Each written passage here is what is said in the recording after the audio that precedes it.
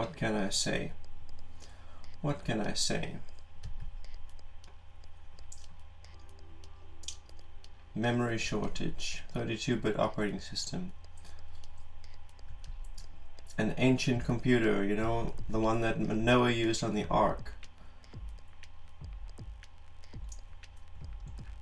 What can I do about it? Pretty much nothing. I just gotta pray and hope it doesn't happen again.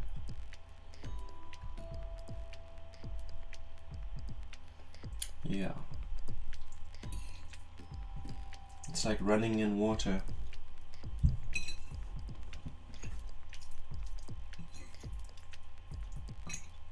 If it's not the computer, it's the internet service provider. If it's not them, it's the power service provider.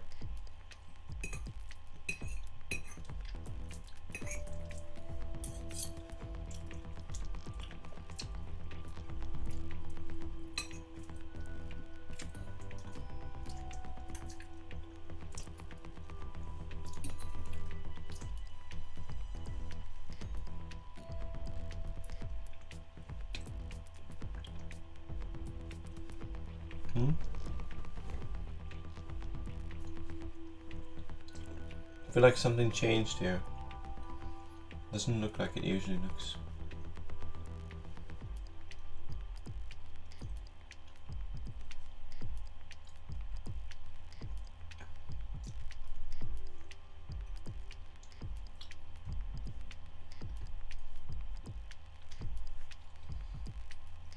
I'm gonna put that on my page.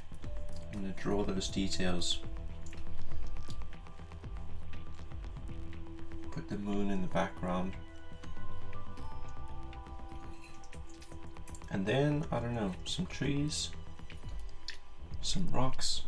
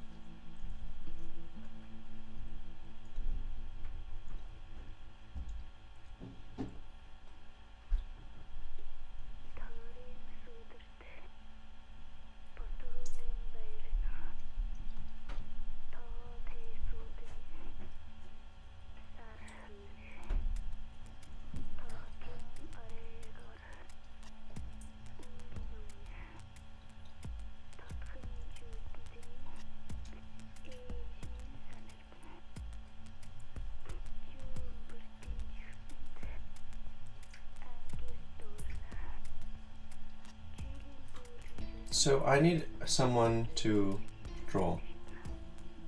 I need a dude.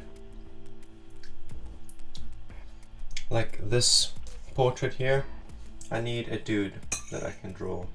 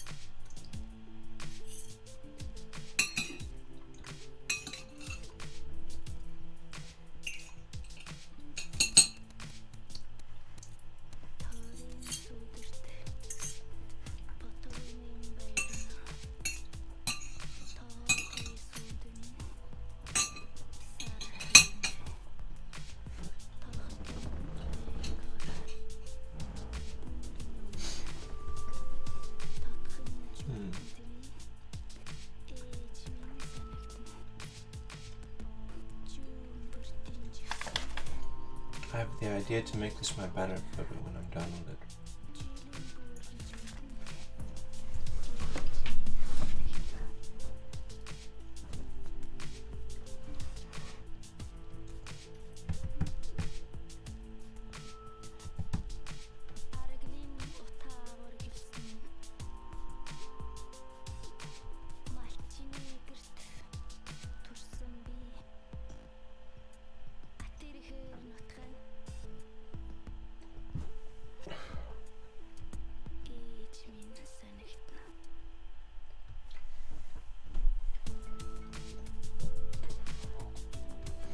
I want to see if there's a way to like select a random follower or subscriber.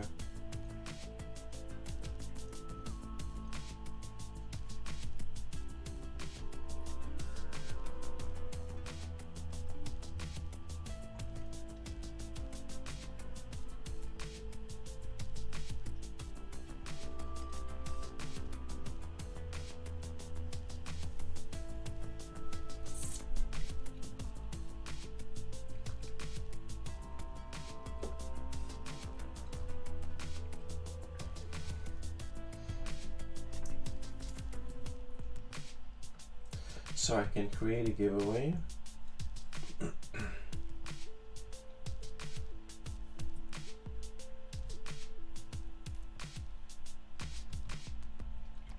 I can create a betting profile.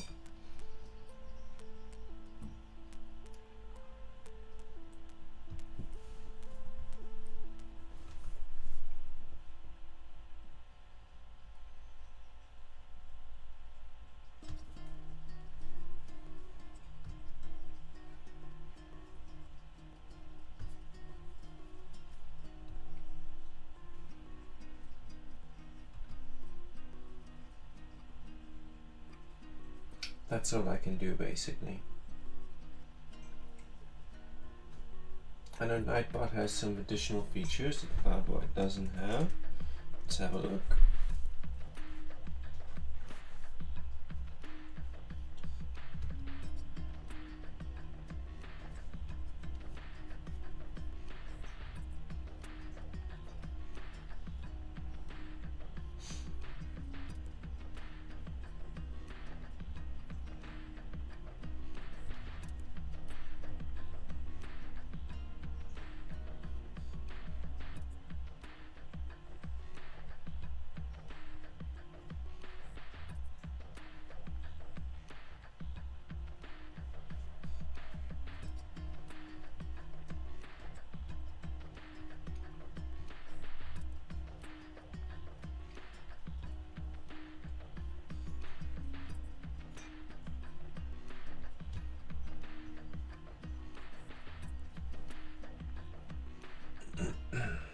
There are 0 eligible users, 0.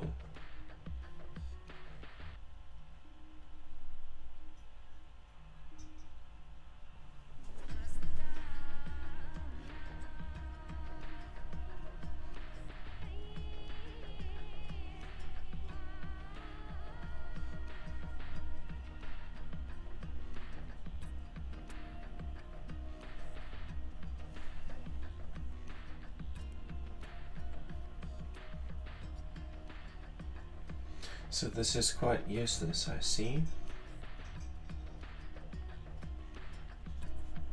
This giveaway feature, because it only works with viewers, it doesn't work with followers and subscribers. So it's only those who are currently watching the stream that are eligible. So that's quite useless.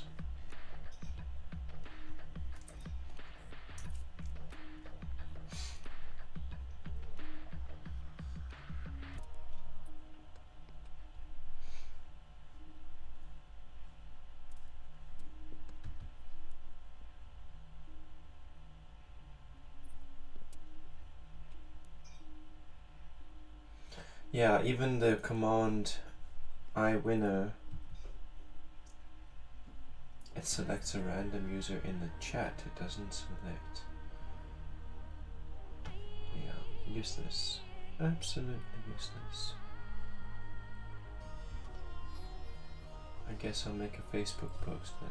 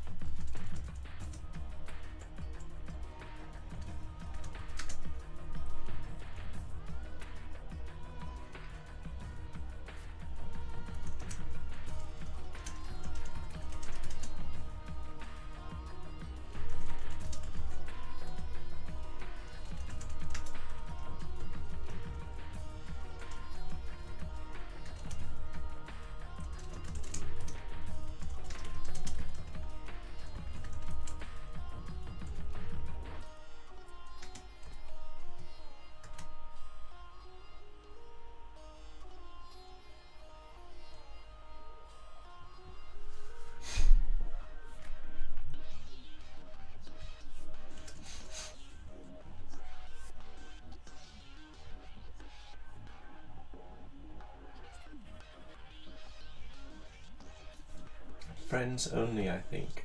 Yeah.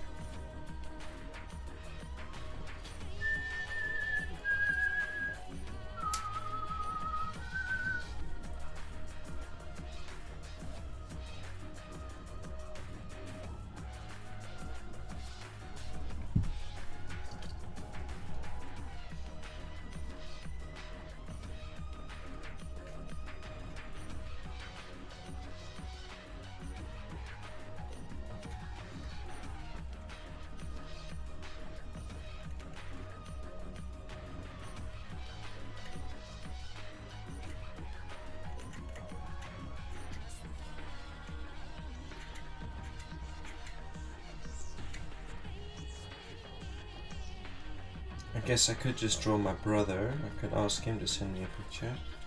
We'll see though. We'll see if anybody responds. Because he might even respond, you know?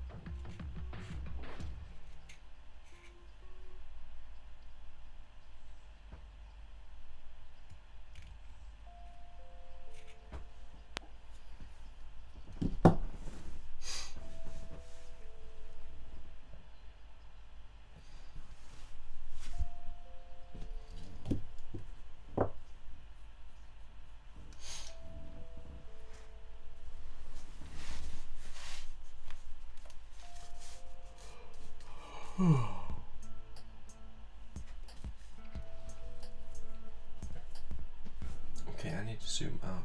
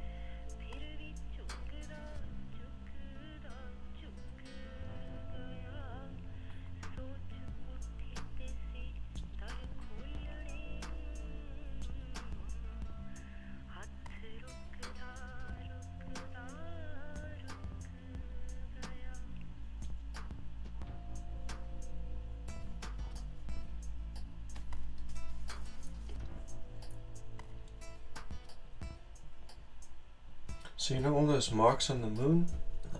That's supposed to be oceans of hardened magma. Oceans of hardened lava. Like once upon a time, the moon was like burning, covered in magma.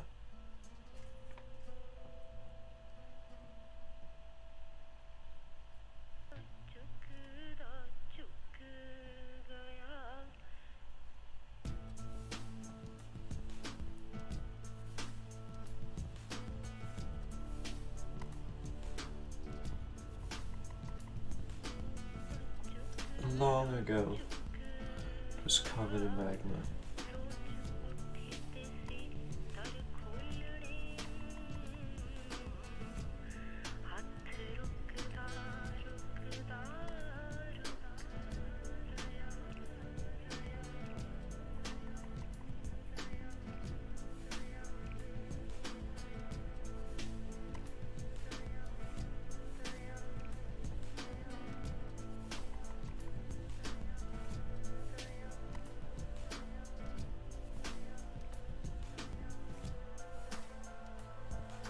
I think it's pretty cool.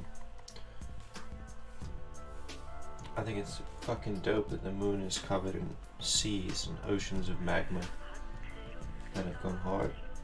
I think it's fucking dope.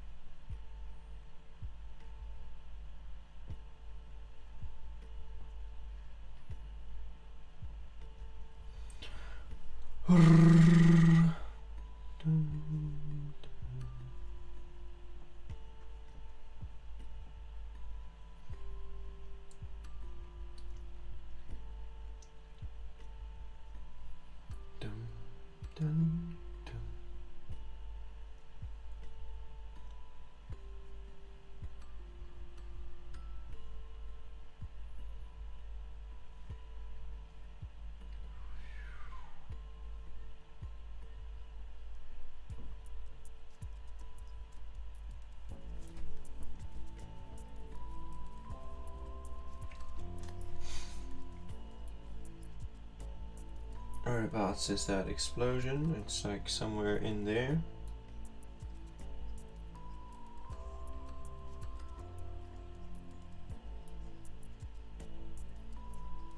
Meteor impact on the moon. There's one huge one there. There's one tiny one there. There's one tiny one slightly to the left of that one. There's another tiny one slightly above that one. And there's a massive ass one down here, just down here, huge. And one in the corner right over here, also quite big. And there's a dark one over here, which is like a little lake of lava, not actually a meteor, but it's in the same shape, just dark instead of light. And there's a couple over here, tiny ones. And there's another lake of lava up there, and a little 2 meteor strikes up here. 3 actually, like a fuck ton. Way more up there than anywhere else on the moon. Very interesting. It's covered in them. It's fucking peppered with them. Craters from meteor impacts. But they're very small. Not really worth marking every single one of them. Okay, I need to distinguish the two. I need to make sure that the dark ones are dark, so I can tell the difference. That's a dark one. The lakes from the impacts. There we go. Oh, there's another lake over here. A couple of them next to each other.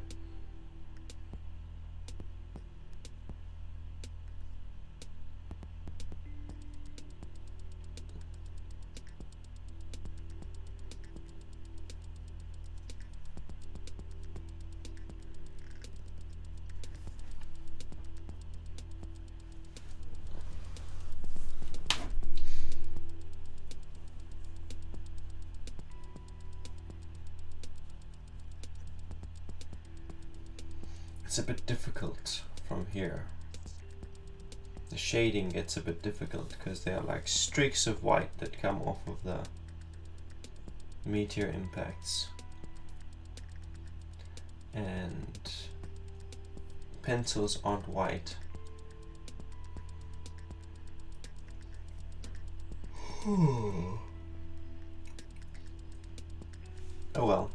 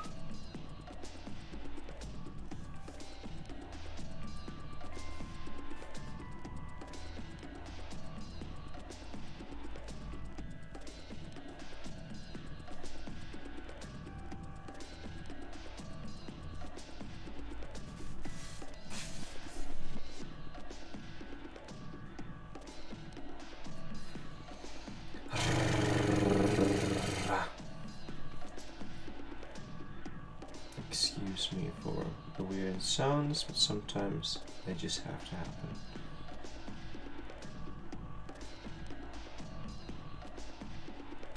Sometimes like a thought comes into my brain that triggers something very painful, and it hurts. It hurts a fuck ton. So I've got to let it out, you know, and express it somehow.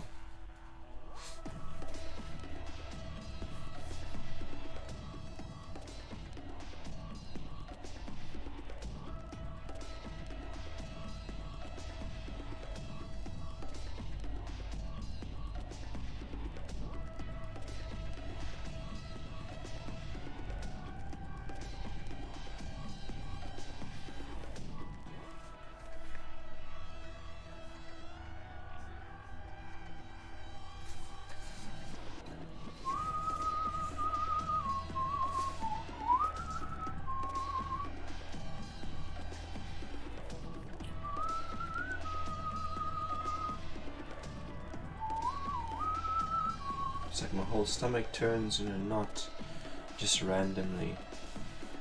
I think they might call it anxiety, but I wouldn't know anything about that.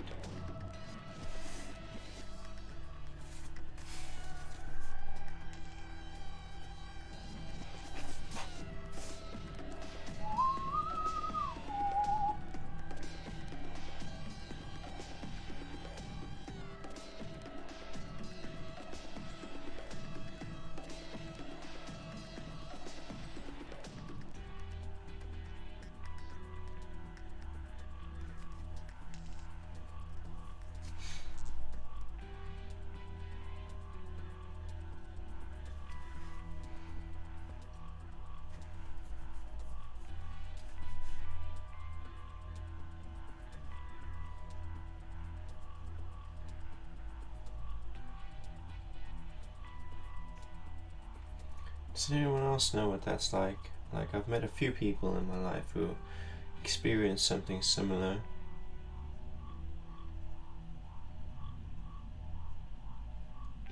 But not very many.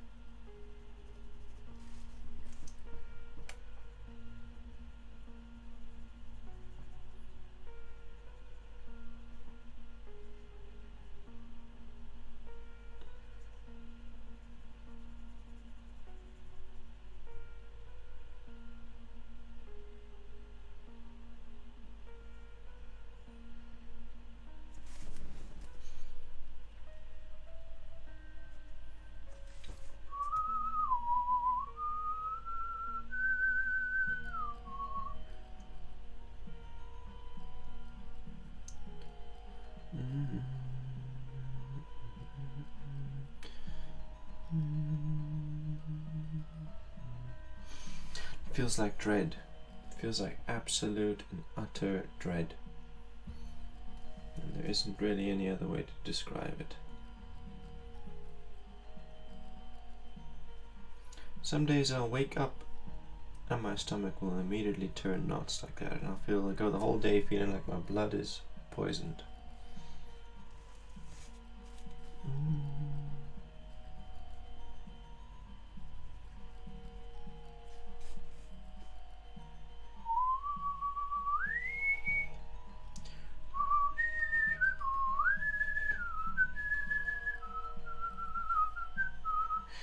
It's debilitating when that happens. It's like, almost feel like you can't live.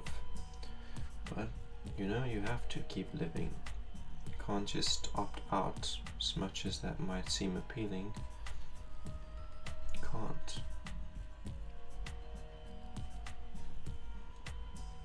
I guess you can, but I don't. There is too much that I want. Too much that I want out of life.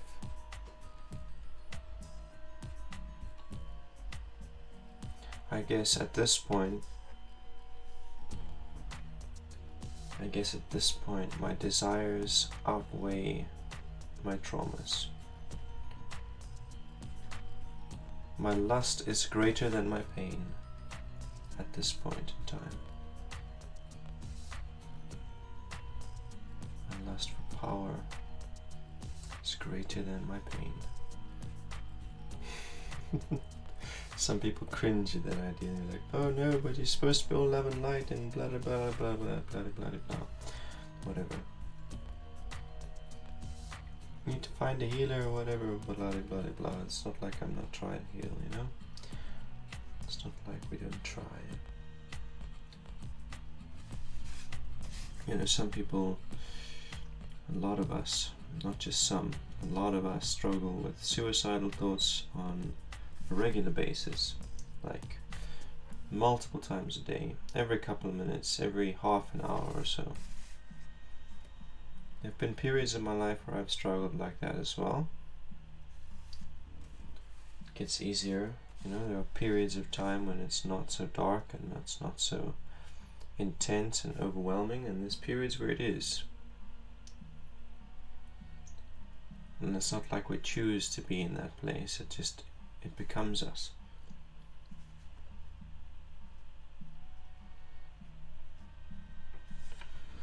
Like I see this group on Facebook called the Suicide Procrastinators Club, so they just like try and distract themselves from the suicidal thoughts long enough for them to pass. That's their way to cope. And my way of coping is, you know, to lust for things, to make my desires bigger than my pain. They say don't replace strength with lust, but sometimes you have to. A little bit of both is the best way to go. There is a certain strength in desire, isn't there? Like you want something, and so because you want it, you make it happen, right? Strength of desire.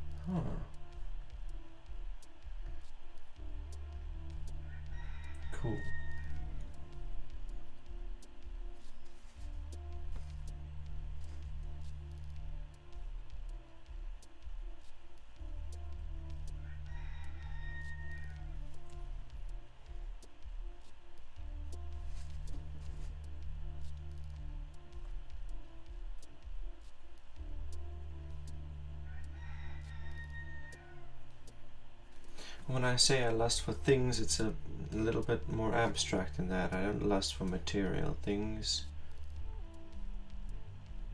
I don't desire material things. Sure, I do, like everyone.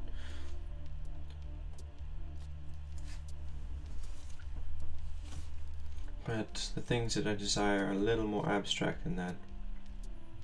Things like authority, and strength, and grace.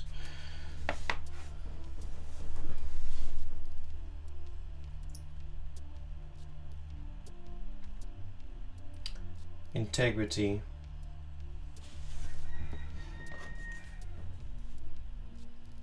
And peace. Those are the kinds of things that I desire. When you desire something, you have to then identify a means to accomplish that desire. That's our next step.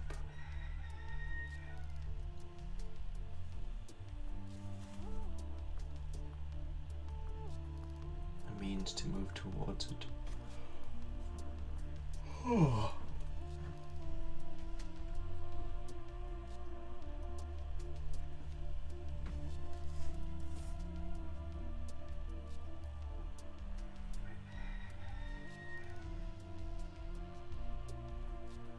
What? Okay, so this is where we are.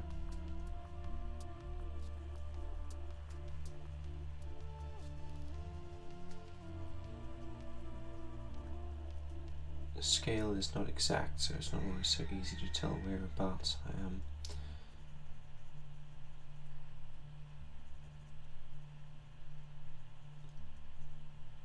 I want to make this moon as detailed as I can. The most detailed version of it so far.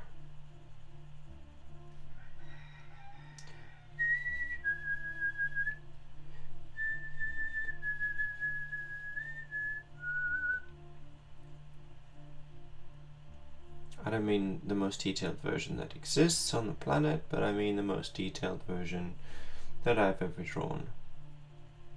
It's gonna be a waxing or a waning, I think a waning, yeah. It's gonna be a waning gibbous. But I still want you to be able to see the entire details, you know, even the parts of the moon that are in shadow, I want it to be visible.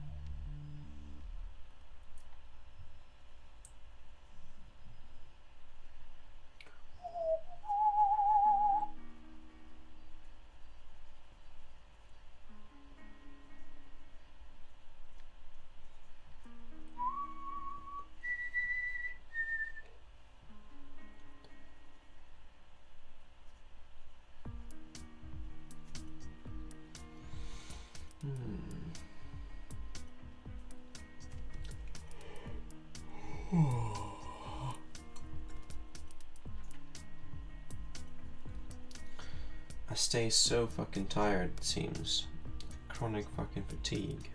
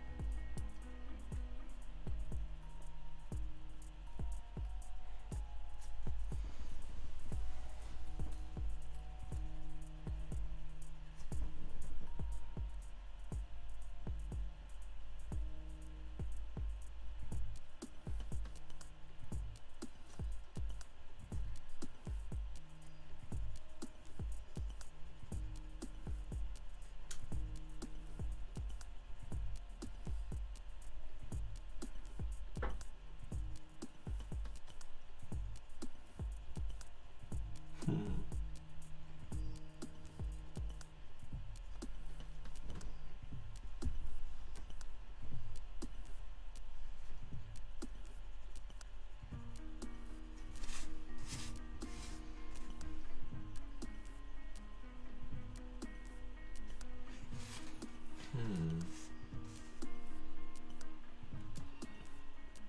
As I'm drawing the moon, I'm contemplating the Principia of the feminine.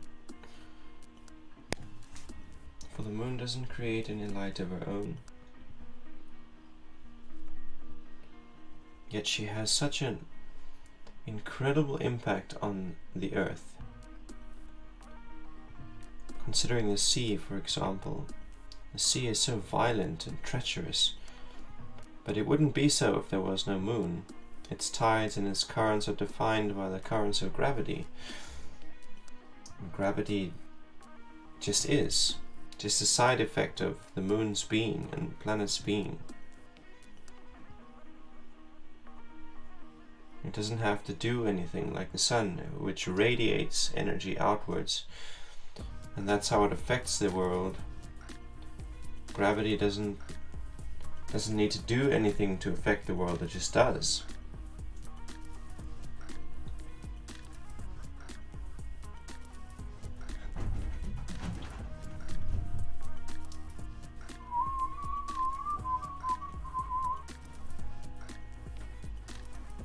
And in the daylight, the sun completely drowns out all the lights in the sky except the moon.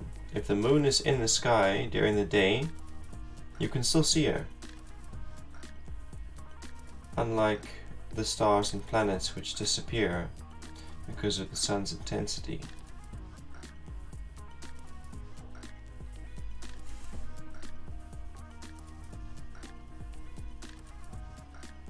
And it comes to mind because yesterday I was driving the car and I was feeling like, hey, this car is actually a very feminine principle. Yeah, the way it's operated, its design and its logic and its engineering is all very masculine, very deliberate, requires operation, but the car itself, it doesn't really do anything, it just is, and yet it provides, motion that we could never achieve otherwise. It's fast and it's heavy and it's dangerous, but it's not really doing anything, it just is.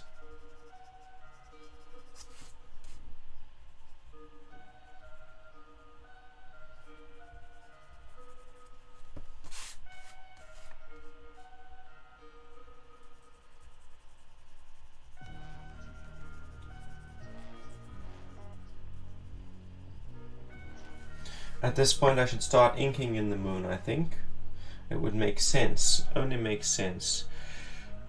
I also want to turn it into a waxing gibbous, so let's have a look. Waning gibbous.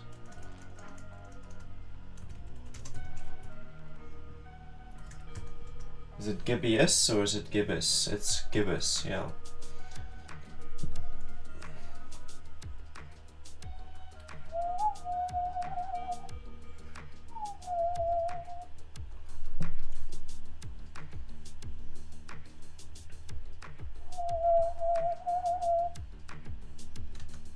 Okay, open this image in a new tab. Put the tab on the screen. There it is. So how much is removed? Basically, it's like everything along that line is in shadow. So I'm going to cover that, I guess. Draw over it. Fuck. That reminds me, I was looking for my... Shit. I was looking for my compass and I didn't find it. I didn't find it before I came and sat down. Okay, I guess I'll have to do something else. Ink it. I'll ink it like I said I should do. I'll ink it. Ink make it so long.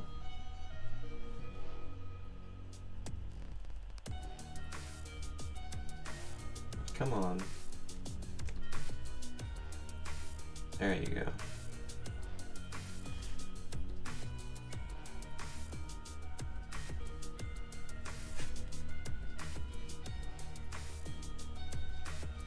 So, for those who don't know, if you translate the name Lilith to English, it literally translates as night bird or night owl.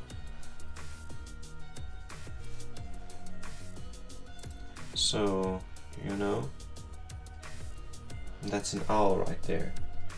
That's Lilith.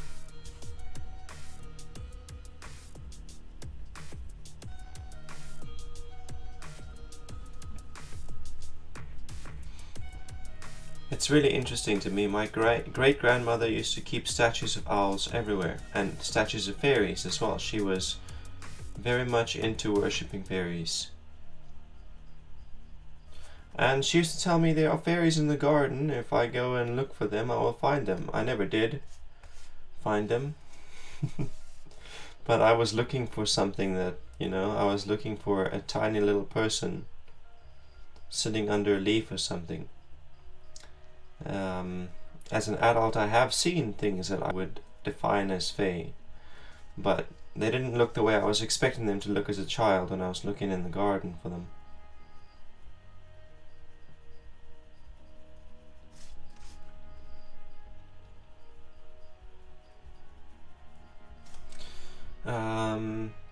Yeah, so she had... The owl was like her supreme deity.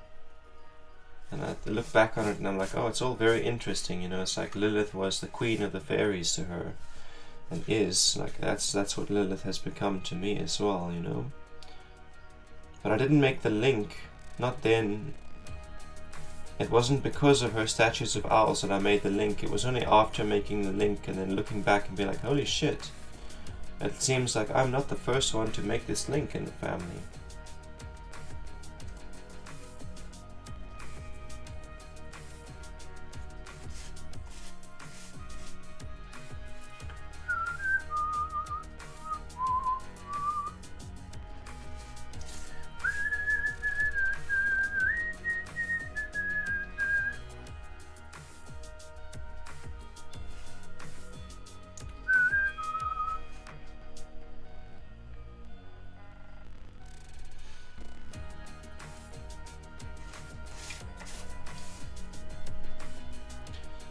So I'm starting a range of NFTs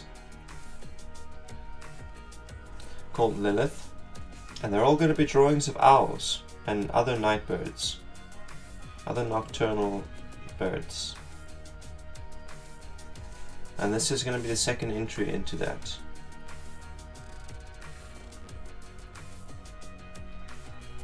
Into that album, that collection.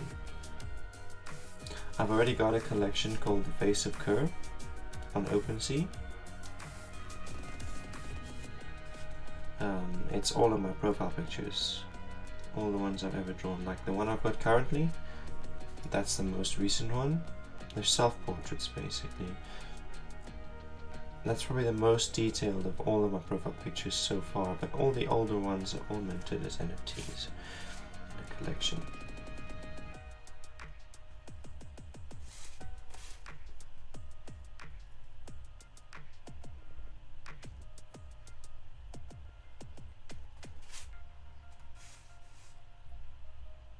Someday I shall have a graphics drawing tab. Someday soon. Not so far into the future. But until then, I'm just gonna use what I've got, you know. I've got some watercolor paints here as well.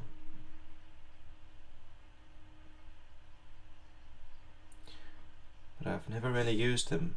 I've only used them in co-creations, you know, where I've worked alongside other artists and we've co-created something.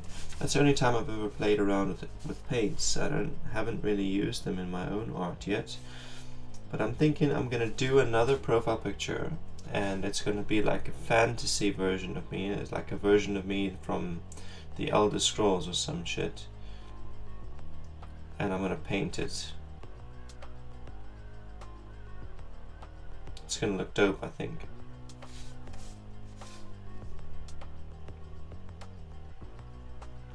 Maybe from Fallout universe. Nah, definitely a fantasy setting, you know, with like armored robes and a staff and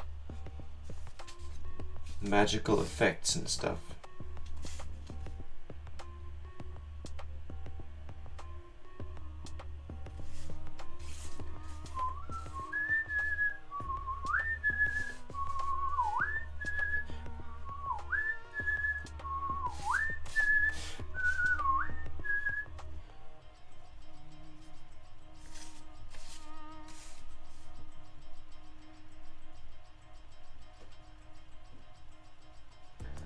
Earlier when I started out the stream, there was like some kind of weird memory shortage on the laptop, and my broadcasting studio crashed. It's like, I was like, what the fuck, eh? On another day, I'll get disconnected because the internet service provider fucked out for a few seconds. They just like died. No internet for a minute or so. And there'll be other days where the electricity just goes out, just darkness, very suddenly, out of nowhere. I was like, what the fuck? If it's not the internet service provider, it's the energy service provider. And if it's not the energy service provider, it's the fucking laptop. It's like running underwater. Hey dude, why do you sound Canadian today, eh? What's that about? But I forget it's Afrikaans too. Lol. Today is not the day. Today is not the fucking day, it seems. Yeah, my OBS Studios is crashing like regularly today. Camera died. Camera should be back. Camera should be back, yeah.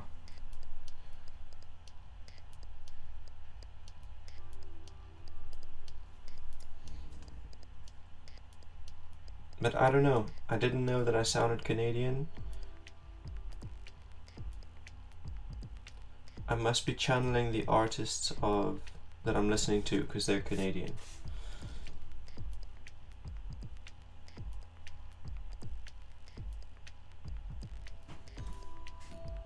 Oh, so it wasn't coming right for you until you refreshed.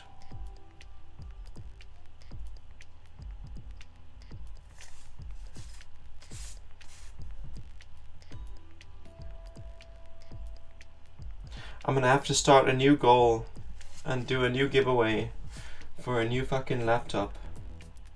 Because now I've got a solar rig.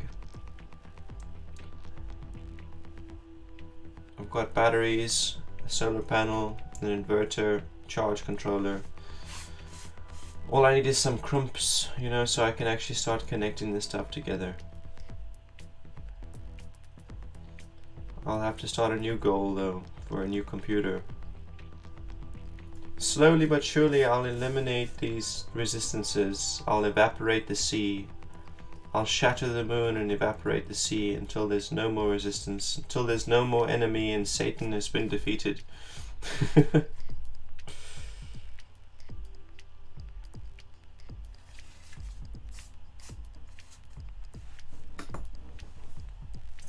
A giveaway for a laptop.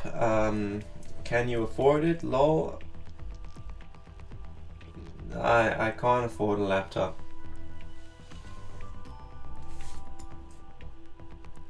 So that's why I'd have to do a goal and a giveaway.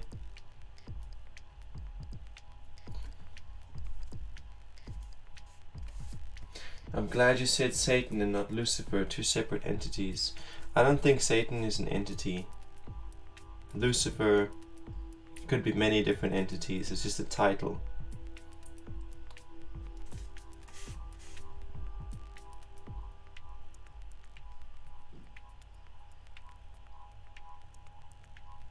so like the word Lucifer literally means light bearer, you know, bringer of light. So then Jesus could be Lucifer, Lilith could be Lucifer, Sophia could be Lucifer. Anything to do with like wisdom and enlightenment would be Lucifer. And Satan literally means adversity, you know, struggle, chaos. If there's a tsunami, that's Satan. If there's a meteor, that's Satan. If you're in the sea and you're drowning, that's Satan. Satan is just like a side effect of existence. You know, when the owl is eating the snake, it's Satan.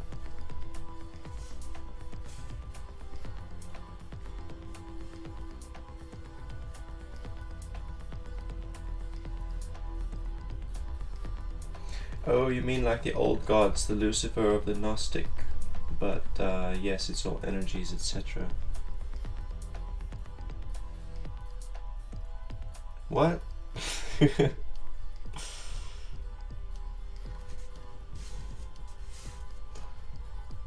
I guess somebody could like embody, I think, yeah, if we had to explore it as an energy, someone could embody the enemy. They could just be like everybody's enemy, advocate for evil. And okay, let's define evil as well. You know, evil would just be like actions that result in absence. So when things are balanced and sustainable, that would be good, and when things are not balanced and they're just leading to ruin and absence, that would be evil. So then if someone is taking deliberate action all the time to turn things that are sustainable into things that are absent, then, you know, you could call them, you could say they're embodying like Satan, they're being that energy of Satan. I don't know, speculation, ideas, food for thought.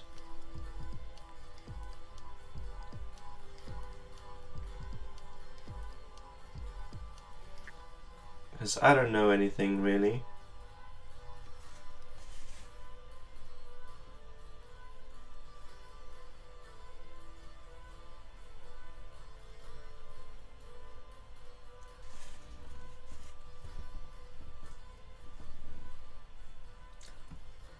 In Gnosticism or similar, plus true Wiccan, pagan, whichever it is, Lucifer was the name given to the energies, deities, representations of the universe itself, and Lilith was the being, energies created by Lucifer from the counterpart of the universe.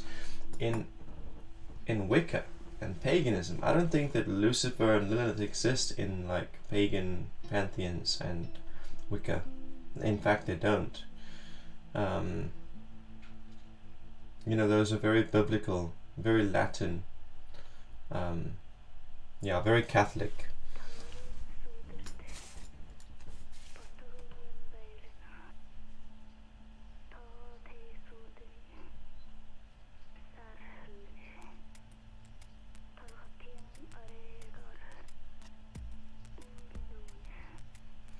Well, at any rate, all the Wiccans I know, you know, their deities are like Hecate and Hera and blah blah blah blah blah blah blah, that sort of thing, you know. Diana and Artemis and ancient Roman and Greek gods mostly.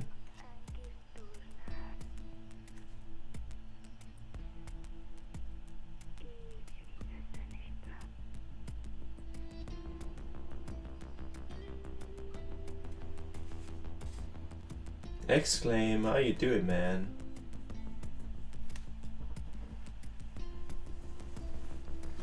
Yeah, Justified Barney is definitely Fire Barney.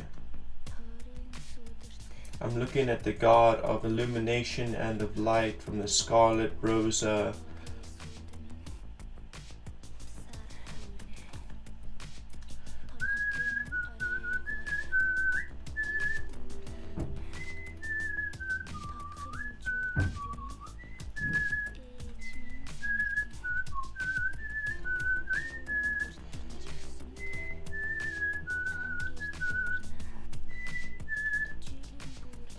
Enlightenment through hellfire.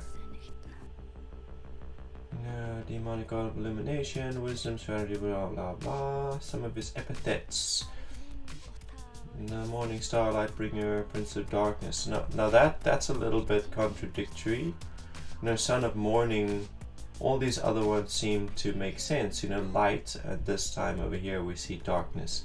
Okay, moving on, that's not really important. His history, the firstborn of the God of this universe, la da da da da.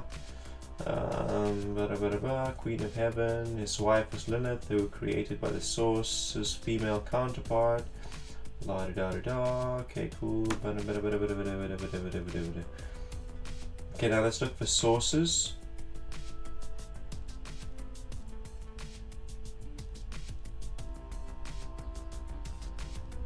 There are none. Okay, so I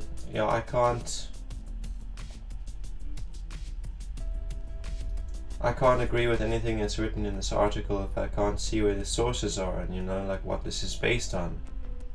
It's just somebody's opinion.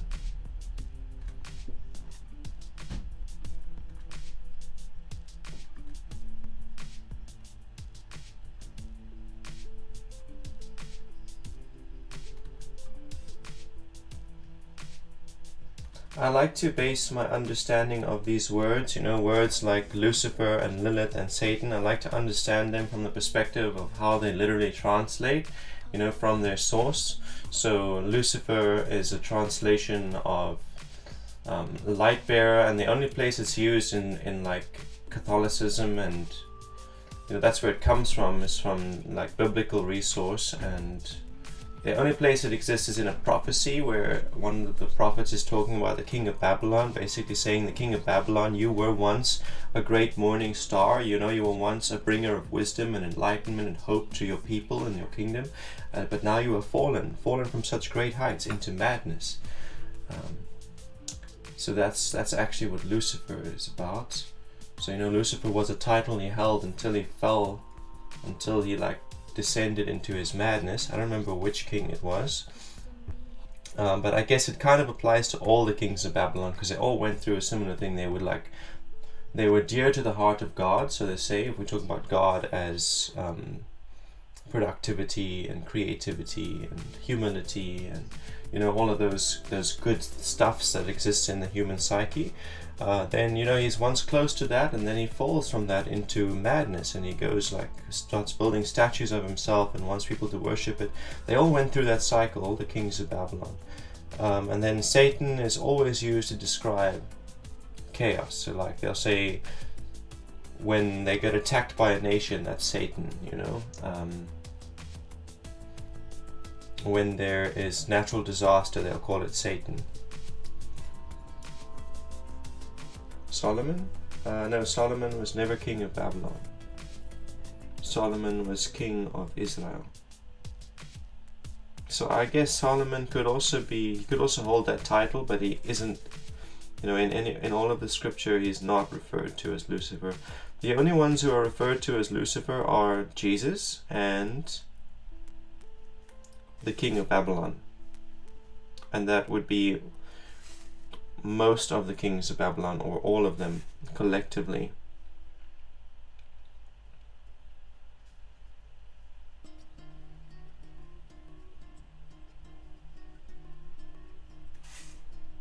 In canon scripture, Lilith is only mentioned once, and it is Isaiah who talks about her, and he says that she will make her home in the desolate places after the warfare. After Israel is laid to ruin, in the wake of the destruction will come Lilith, and she will make her home there.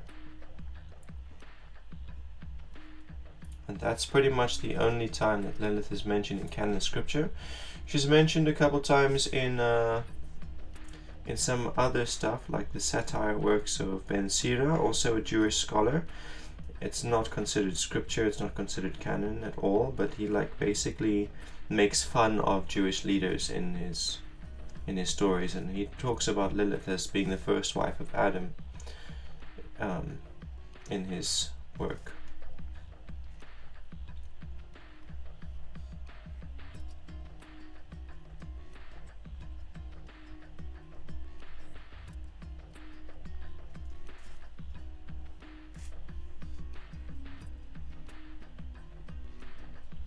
So then, it's like from these definitions, any entity that was going to bring wisdom or light, light as in illumination, like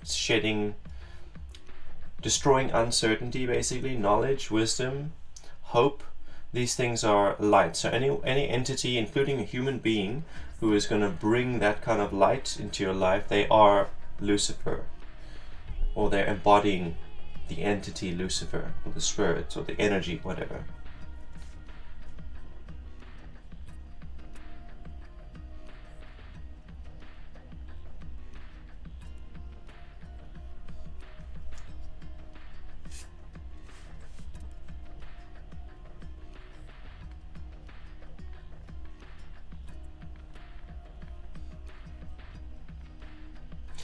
And I said that Jesus is called Lucifer in Scripture, and that's not necessarily true. In Revelation, John sees one like unto the Son of Man.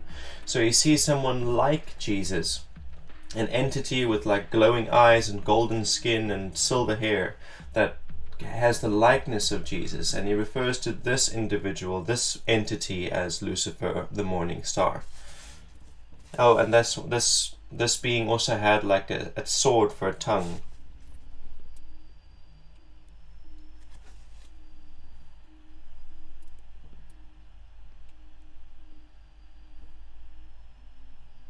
Wow, what Bible have I been reading? Lol, I've been reading the King James Revised Version, the Hebrew to English translation.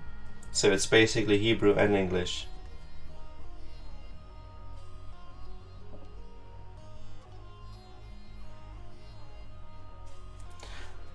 Now, there's a lot of misconception in churches and amongst Christians. One person says, "Oh, Lucifer is the devil," and then everybody just believes that. Nobody actually goes and looks in the Bible for what is said about Lucifer. And amongst non-Christians, Lilith is Adam's wife, and nobody goes to check if that is actually scripture or if that's just some rando's writings. So they decide to take it as scripture when it's not. It's actually satire. Ben Sira was making fun of the Bible and of other Jewish scholars, and how literally they take everything when he wrote his alphabet. It's called the Alphabet of Ben Sira.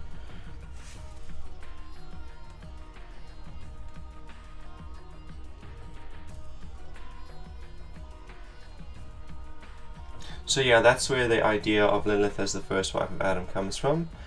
It was a work of satire.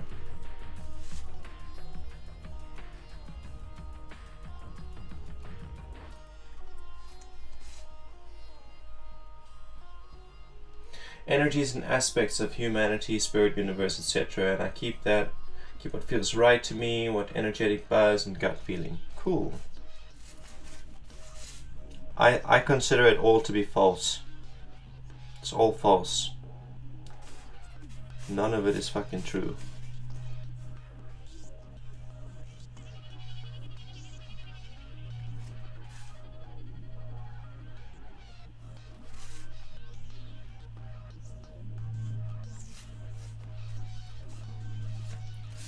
So the only truth there is if I'm like reading something, we use the Bible as an example again, and Jesus talks about something like, I don't know, love your mother and father and you will live long. Apply that in practice, and I find out, oh shit, I'm living long, and if I had mistreated them, I might have ended up dead sooner. If I got kicked out and was living on the streets, the risk of death is higher than if, I love them and they love me and it works out well. So I can see, okay, that applies practically. That's the only truth I can know. If Jesus says something like, oh, if you live by the sword, you will die by the sword, then I'll be like, apply that. Okay, if I go around and I kill anyone who threatens me, one day someone is going to kill me in order to save themselves. And that's the only truth that I can take from it.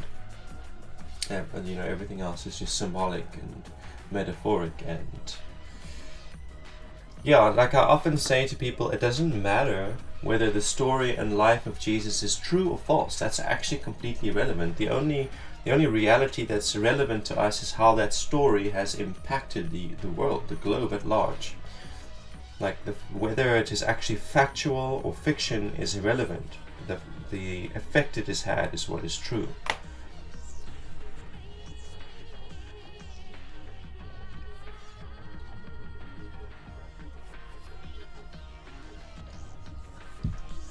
I don't even know if that is true. Like, I don't see that is true.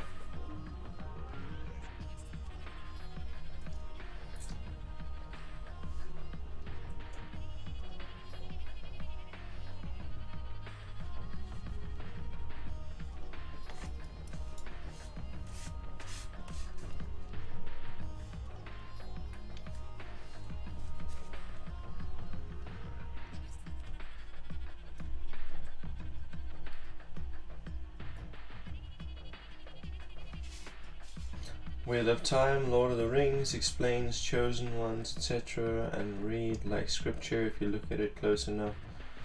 Yeah, I wouldn't know, I haven't actually read it. Like, don't cast pearls before swine. I remember we were talking about that analogy, but how does it apply in the situation?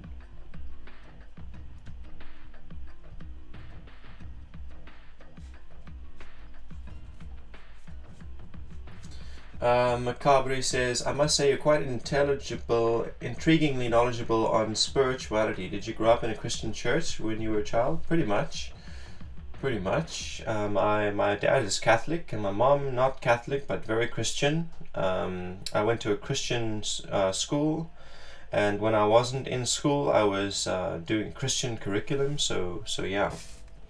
I pretty much didn't agree with most of what was written in that curriculum, and I often would rip whole pages out of it, but you know, they would say something ridiculous like dancing is of the devil or something, and then I'd just be like, well, fuck that shit, and rip the pages out of the book. Yeah, I'd get into trouble for it, but you know, I was more concerned about my own integrity than succeeding at school. Basically, I mean, in 1,000 years or so, our Harry Potters and Sumermen could be the Jesus of their day. Yeah, like the concept they broach in Cloud Atlas, fucking brilliant movie. You know, where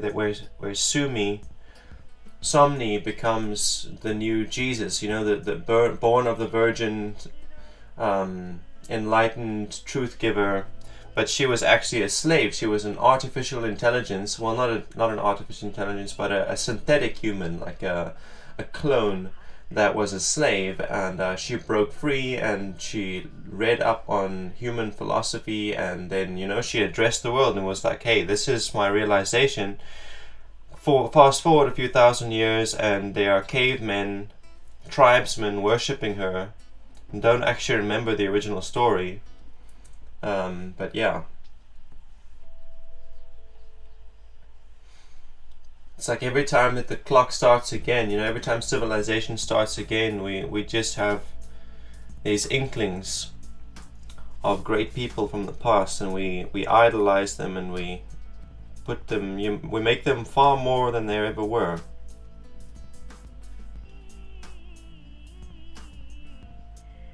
But hey, Macabre, and yeah, thanks for joining the stream.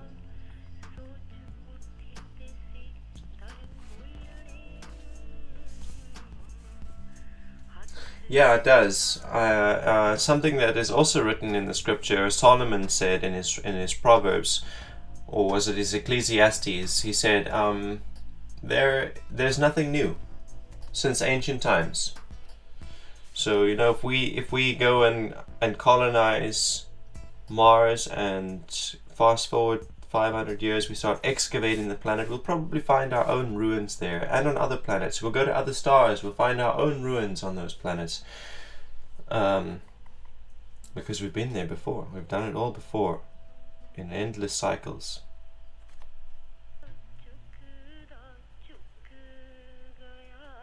We've had many dark ages and many stone ages, round and round in circles.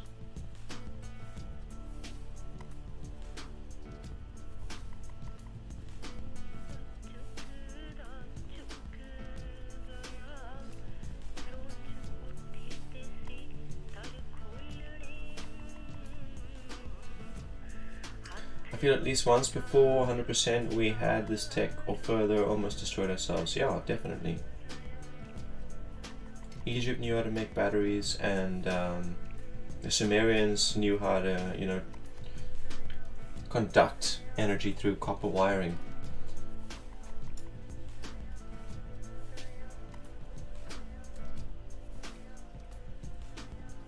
I can tell you're on another level. What are we talking about there, Macabre? We're talking about... Sorry, I got a bit lost somewhere in the conversation.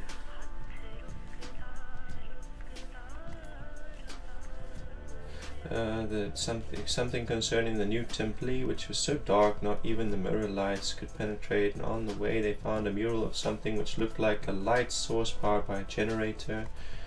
Can't believe how people still try to debunk it all. I can believe it, you know. People like to believe that we are... They base their identities around the fact that we are at like the highest point of civilization since our evolution from rocks.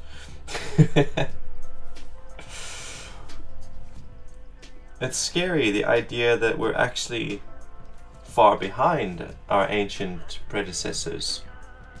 That we've actually been, you know, we've been much further.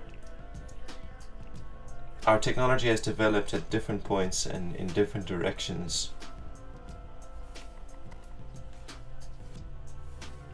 That the ancient Babylonians were, you know, they were, what's the word I'm looking for? They were like fucking on a genius level that we're not. They had a more efficient geometry system than we do today. Their math was like more impeccable than ours is.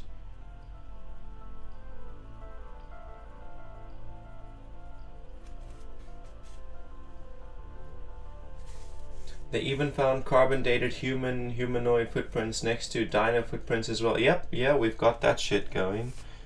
On the opposite ends of the same lake in the same layer of strata, yeah. Like the human was standing there and he was just like watching the dinosaurs on the other side of the lake, like casually.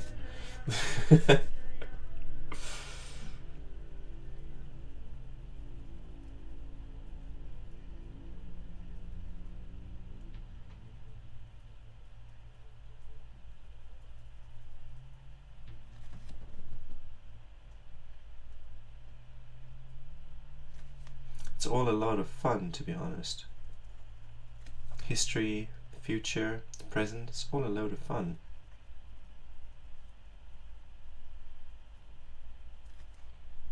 Lol, I can, like, listening to myself talk and listening to how my dialogue has changed since I started streaming, I can, like, see myself clearly, like, fucking bipolar to the max. We're procrastinating suicide at 1 minute, and the next minute life is great and loads of fun.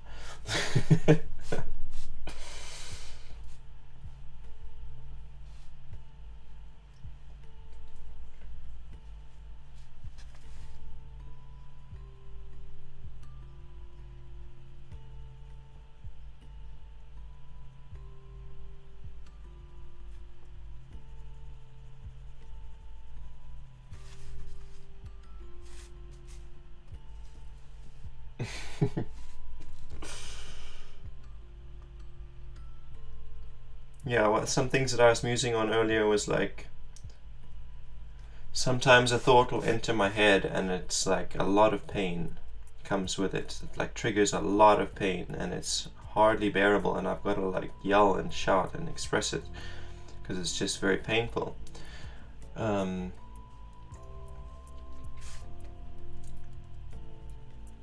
And so some people, you know, I've met various people throughout my life who suffer with a similar issue, and you know, I've seen people with various different coping mechanisms. Like there's this group on Facebook called the Suicide Procrastinators group, where their idea is just to basically distract themselves from intrusive suicide thoughts until they subside. Now, my coping mechanism or strategy is to lust for things and desire things more than the pain is. You know, my lust and my desires are greater than my pain. So I hang on to those things. I hang on to the things I desire. when I'm feeling low, like it's not really worth it to live.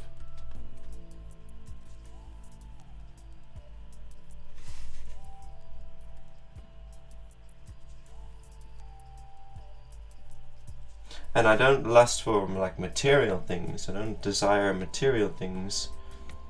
I desire authority and peace and freedom and integrity, and knowledge and wisdom and love,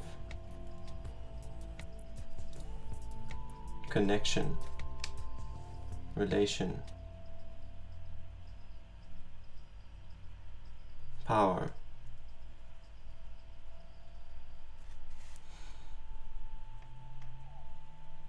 Trust.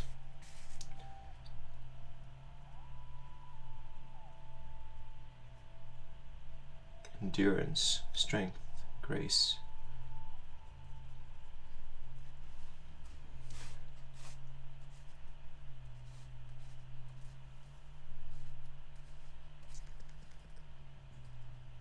Doctors say, go away, you are fine, you are autistic and intuitive, you are not delusional.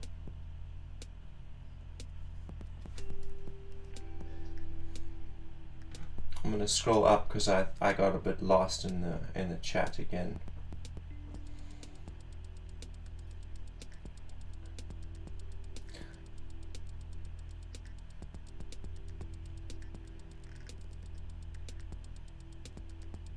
You look like you got split personality schizophrenia. So schizophrenia is a little different to dissociative identity disorder, but no stress. Life's so shitty, but ain't it fucking great? Slipknot, get this. The doctors say, okay, doctors are saying it's intuition. It's like, huh? Do I think the government does hide a lot of truth from us, like aliens, the truth of spirits, etc., or is that just real conspiracy bullshit? I think, I personally think that there are a lot of people within the government or within government organizations and secret societies who like have relationships with spirits and who have seen phenomena that might be considered aliens, but I think on like a collective general consensus level, I think no, government organizations are based on like atheism and the fact that there are no spirits, and aliens are a possibility but not a reality. So I don't think the conspiracy theorists are off when they say that there are individuals up there who are like communicating with aliens and spirits and whatever, because they probably are, but I think even those individuals are keeping it secret from the people around them. You know, if there's a president who knows all of this shit, maybe he's got a couple good friends who he talks to about it, but at large the cabinet doesn't know about it.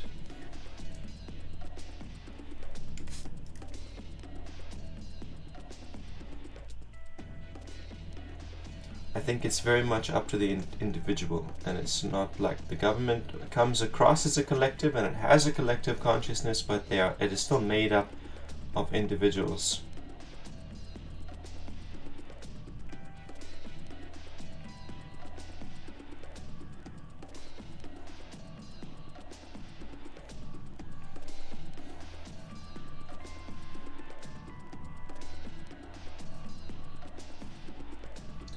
Obama made a promise to reveal UFO blueprints and other stuff? Oh. Who knows? Who knows? I don't feel like they know enough, you know? To be honest, I would be surprised if there are members of office anywhere in the world that know as much as we do. You know, as the average person, I think it's all very much up to the individual. Like you walk around the street, not everyone you see knows a thing. And there are some who have ideas. There are some who have had experiences. And there are others who've never had experiences. And I think it's the same, no matter where in the hierarchy you look.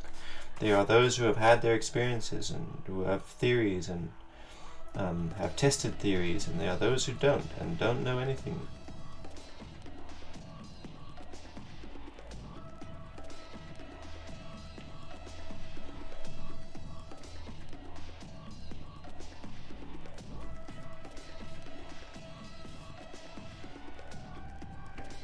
Men in Black and Project Blue, I don't know. I wouldn't know anything about that. But yeah, it's all false to me, you know, just like the Bible and the Quran, and it's all just stories. Whether it's factual or not isn't really important. It's about how it's impacting people.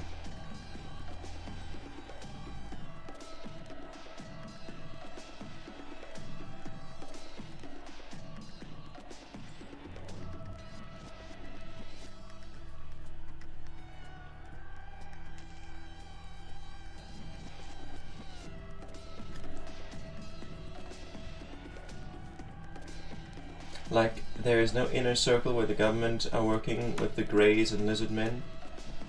Man, they probably are. As a schizophrenic, there is no difference between the symbol of reality and reality itself. So when you're talking about Greys and Lizard Men, what does that mean? Are they actual physical beings that are grey or lizard-shaped communicating with them, or are they voices that are in their heads? The Lizard Men and the Greys are symbols. So yes, it's very much happening, but I don't think it's happening the way people think, or the way the conspiracy theorists are talking about it, is what I mean. I think they're not wrong, you know, when they come up with these theories and these conspiracies, they're not entirely wrong, but they got it all twisted and warped.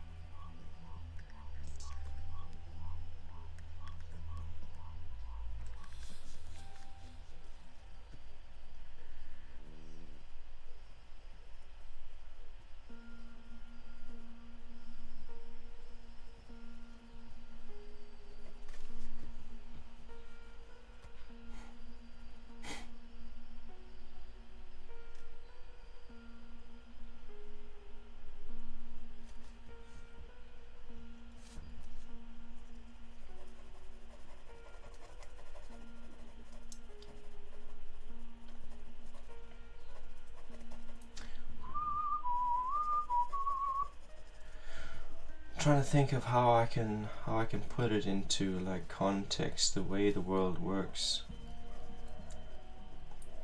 Like, this is Lilith, literally and figuratively and in every sense of the word. This is Lilith that I've got on this page that I'm drawing here. It is her. It is Lilith. Someone else look and be like, oh, it's just a drawing, it's just a picture. Sure, it's a drawing. It doesn't mean it's not real. It doesn't mean that that isn't Lilith and that she can't actually talk to you, or that she can't actually protect you. Just because she's a drawing, just because she's a symbol, she is real. She's right there.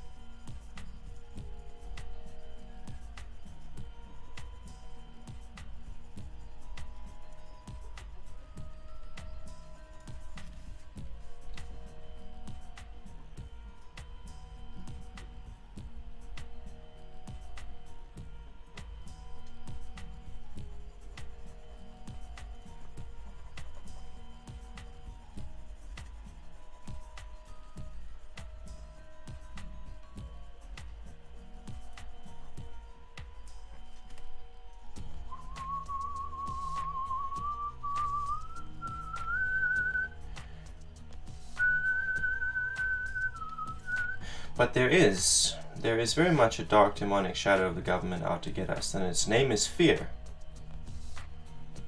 And they try and convince you to do all kinds of strange things in the name of fear. You know, take this experimental vaccination.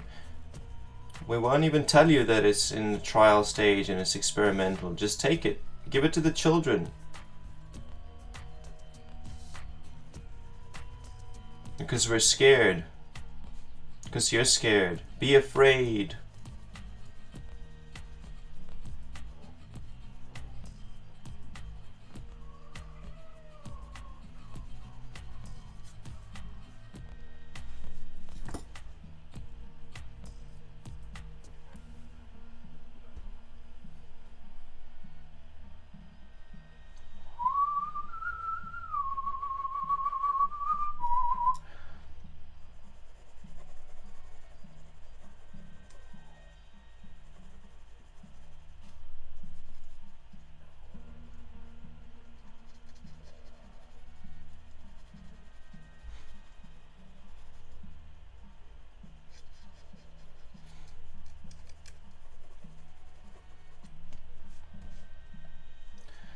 So, I've got a couple of tarot cards drawn, and they are based, they are people. They are living people, and they are dead people, and they are also astrological signs. They are also deities. They are also letters of an alphabet. And what's most important about them is that they are conscious. They are living and they are conscious, and you can communicate with them. You can, put them on your altar and give them offerings and communicate with them. You can make requests to them and pray to them, and they come. They come to the table for you. They will.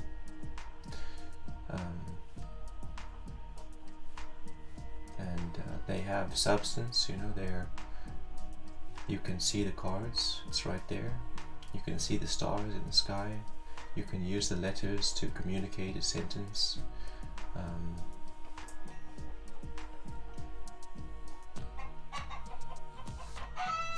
And I'm sure that like at some point, the further we go along the road, you'll start to see them with your physical eyes and hear them with your physical ears. I know I have heard, I don't know about my own tarot cards, but they're based on people and things that exist already, so I guess it is. I've been on some real heavy schizo missions, while in the middle of drawing those cards, because I can hear them talking to me, and they're there, they're real, and they have substance.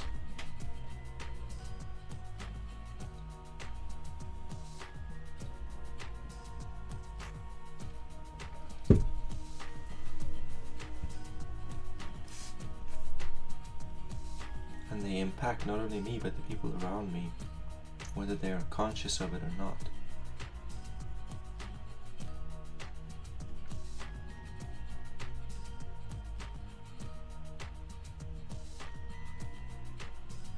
And the danger, as when it comes to schizophrenia, the danger is believing in your own fears.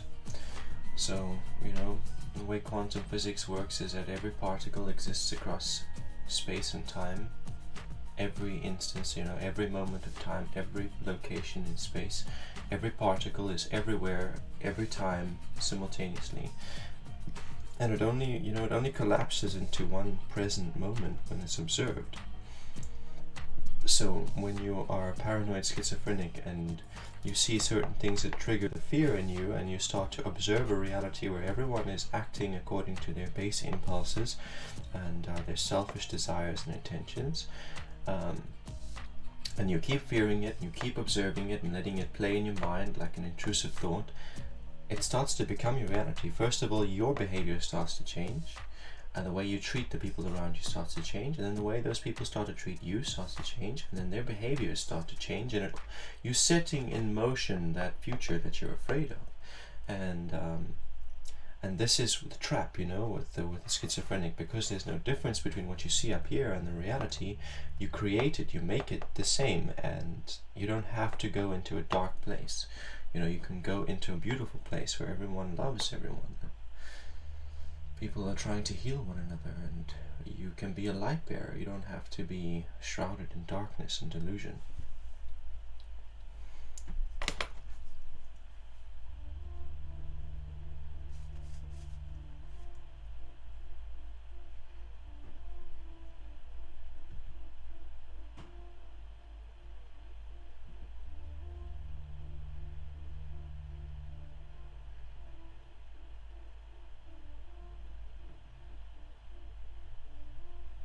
So I see you said that it doesn't seem to see that we notice what you're writing, Exclaim, but I think I was literally just addressing the idea of substantiality and reality and the difference between them. Like from my perspective, there isn't substantiality, reality. Everything has substance and everything is real, and nothing is true at the same time. It's because nothing is true that everything is real.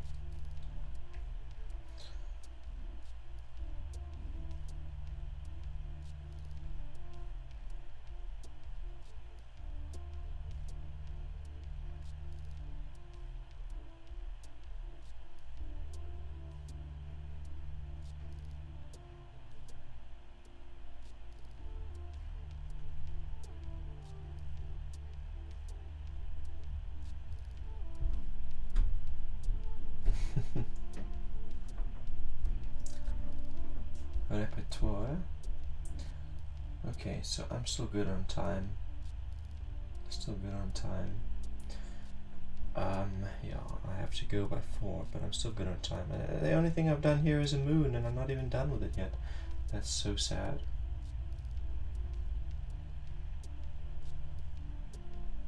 No stress, man. Thank you for your input.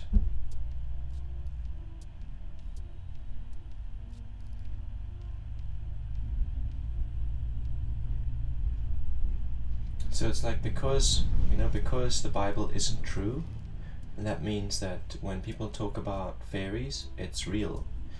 And because the history of the cults isn't true, then when people talk about demons, it's real. And because that's not true, when people talk about aliens, it's real. Even if it's not true, it allows it to be real, because there isn't anything where, like, if I was believing that Christianity is true, then I'd look at fairies and be like, oh, that's not real, and it wouldn't be. I'd be observing a reality where it's not real, but none of it's true, and so all the symbols are real, no matter where it comes from. Even if it's just imagination, it's real, and it affects me, and it affects reality around me, and it affects people, and they don't see it or they don't believe it, but it's affecting them.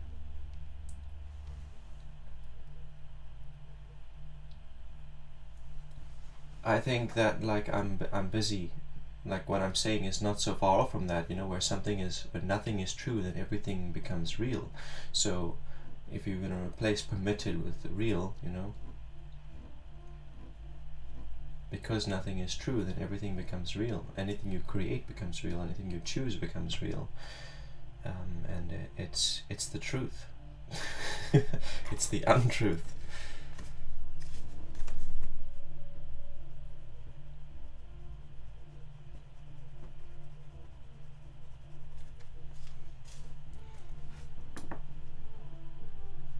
But I need to find my geometry set now, guys, so excuse me while I go and look for it.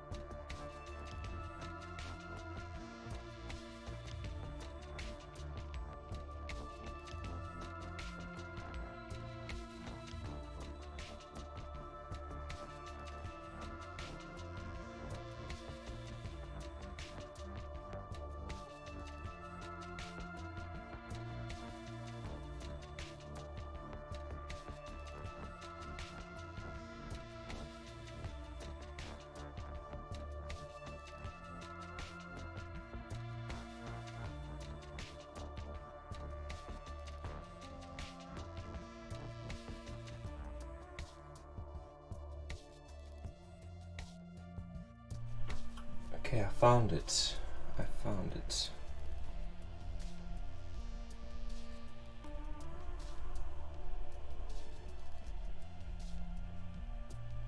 Don't mistake the Belgians and the French.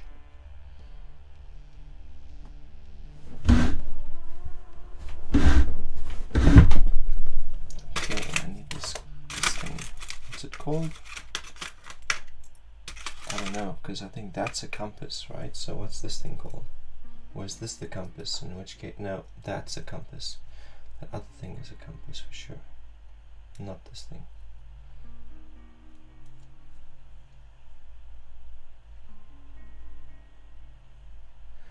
But if you say I can fly and jump out of a 20-story building, you will die. So how is that living the truth? Well,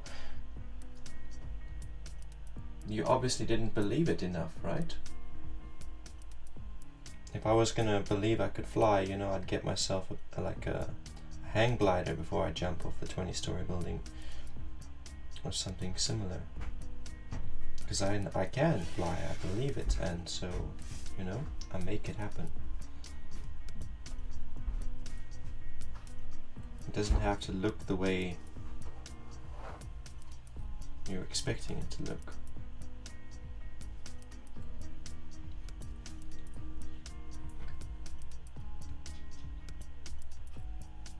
Because then, you know, you get that guy, Special Head, who can do like partial levitation. He's just one step away from actually being able to fly without wings.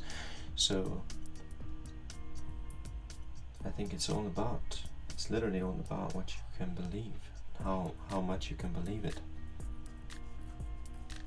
Do you really believe you can fly? If you believe you can fly, how do you believe you can fly? What are the requirements?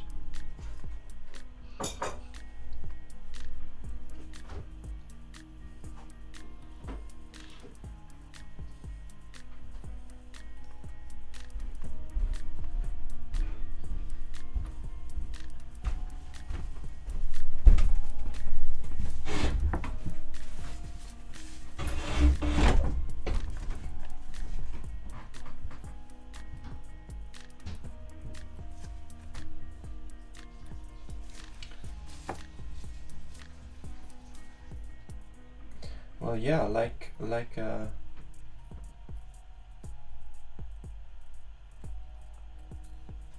nice idea. Thanks for that suggestion.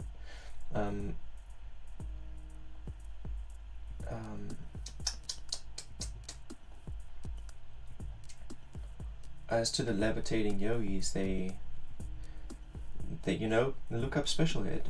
He doesn't levitate completely, but like, as long as he's making contact with something that's making contact with the ground, he can lift his legs off the floor and defy physics. Like, he can put his hand on your head and just lift his feet off the floor.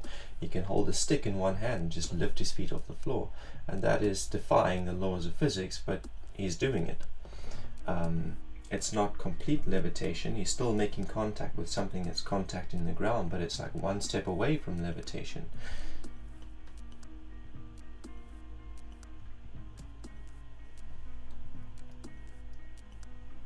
Out of curiosity, someone of your unique understanding and brain power, what did you major in college? So my major subjects at school were physics and English and math.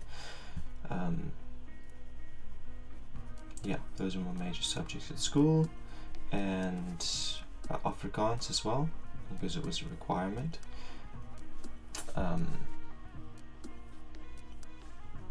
But I didn't go to university.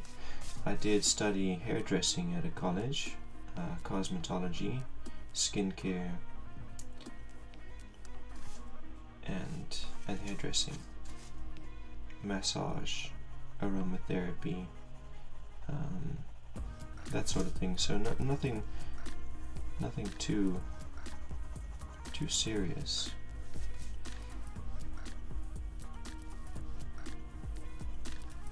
Yeah, I don't have a further education than high school, in essence, in other words.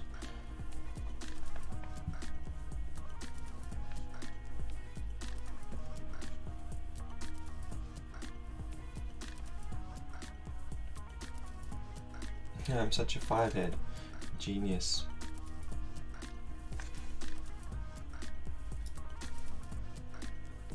Thanks guys.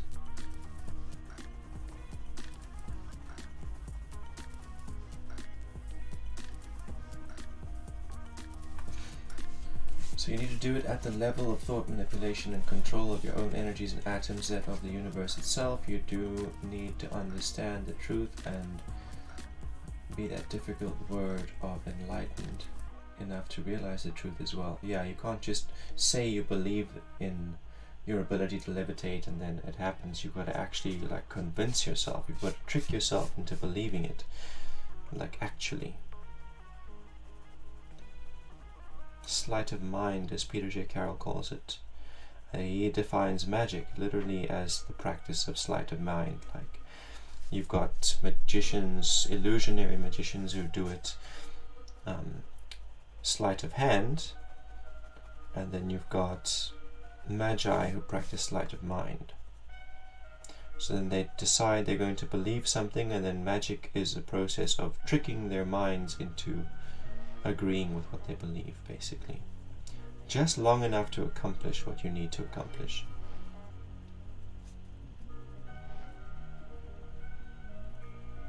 I don't know how familiar you are with Peter J. Carroll's works, Fire Barney.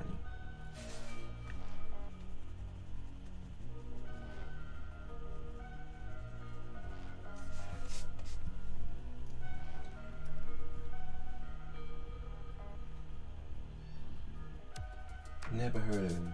Okay. Sleight of mind would be tricking yourself enough that you make others believe also. So from the perspective that Peter J. Carroll writes about it, it actually has nothing to do with others.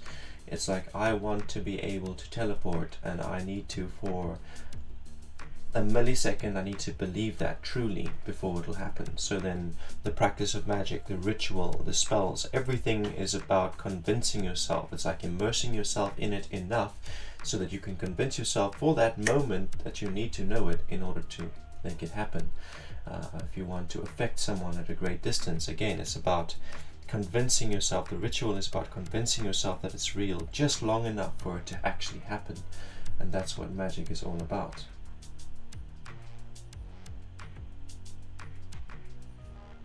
I don't know who David Copperfield is.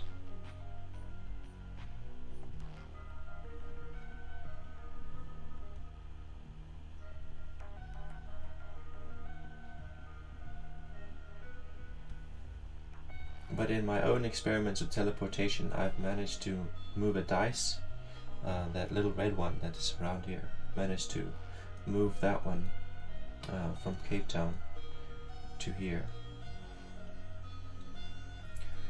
It was a lengthy process where I kept it in the same pocket all the time, and then I would scratch in that pocket and look for it until I found it, and I would get emotional and upset until I found it, and then I left it in Cape Town with my daughter. I gave it to her, and yeah, when I got home, I scratched in my pocket and I found it. I didn't find it at first. I had to get really angry about not finding it in my pocket before it appeared, or before I found it there. I can't explain how that happens or how that happened, but it did.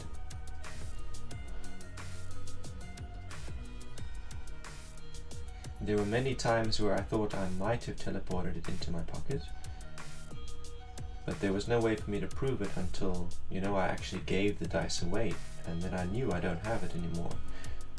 Now, if I can still make it appear in the pocket, then it's real. Mostly I would leave it on my altar on a special pad with a symbol that represented teleportation. And then I would find it in my pocket when I looked for it, and I'd be like, did I just put it in here this morning absent-mindedly, or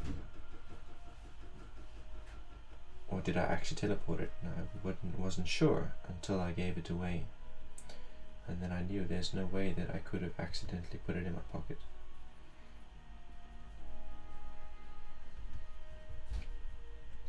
I've heard a similar, a friend of mine in Zimbabwe did a similar thing with house keys, where he was drawing the house key and then he found it in his pocket. It had been missing for months, and then one day he was drawing it on a napkin in as much detail as he could, and then he reached into his pocket later that evening looking for something else, not the house key, and found the house key there. So teleportation is very much possible, and it literally is about tricking yourself into believing it just long enough for it to happen.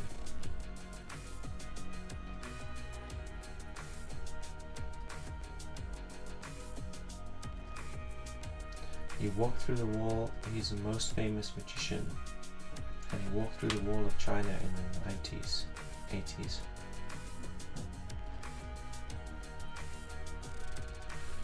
Ah, and it has happened to you as well, where you leave something somewhere and you swear it was there a few minutes ago, but it turns up in another room or somewhere else. And it's even more freaky when people you know confirm it, or when people you know have similar experiences indeed.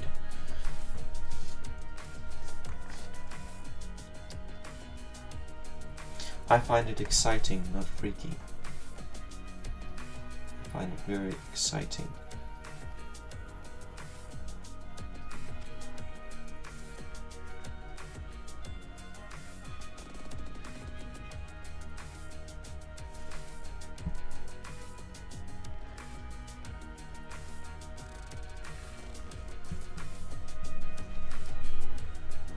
Oh, the chat is not on the screen anymore?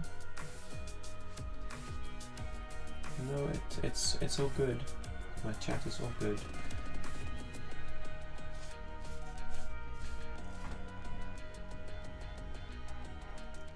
I just skipped a message. I see. There is one message here on screen. You said yes, like those times when people. It has happened to me a lot, where you leave something somewhere. That one, it's got a weird thing next to it. It looks like it failed to go through. But I get to read it anyway.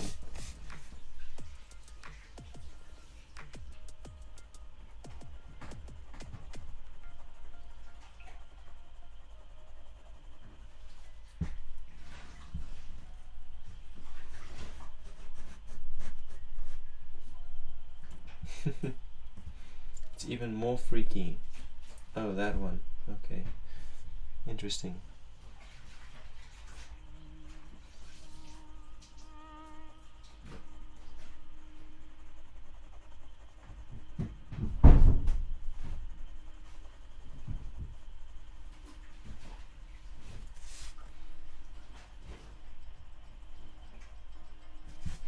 I was busy putting on some music and then I forgot.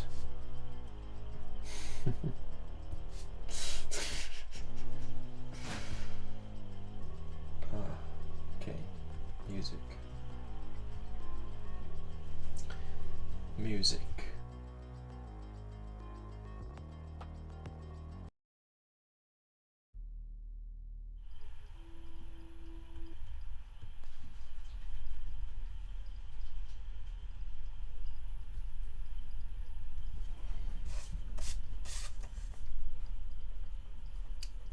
I can't believe I've spent this whole time drawing one moon.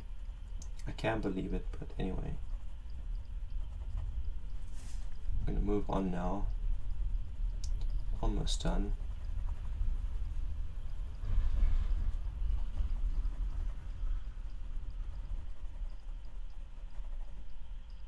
I see my experiment didn't really work. I can't see the details of the moon on the side or the shadow as I had hoped.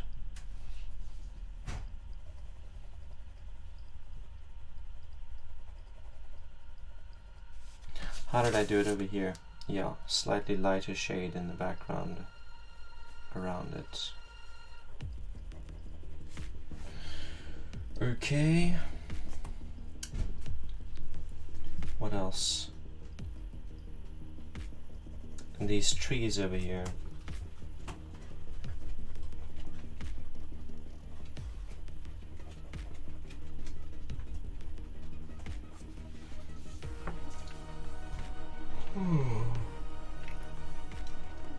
And that waterfall in the background.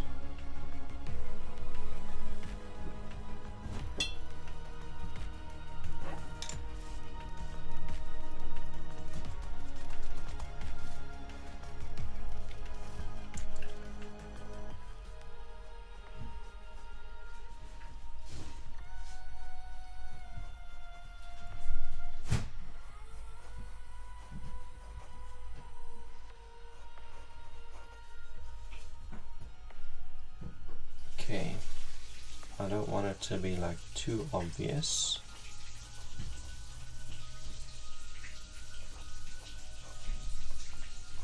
That's good, yeah, that's good.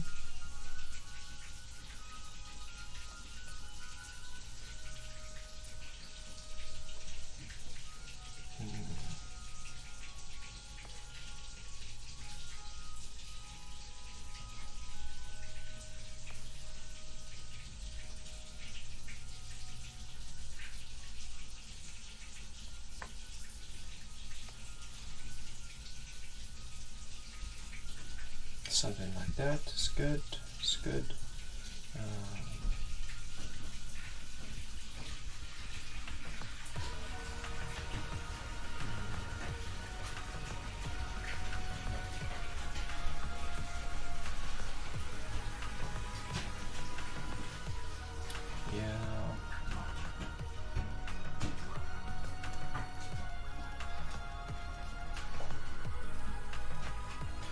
Back to the topic of my subjects at school, I also had art as a minor subject and music as a minor subject.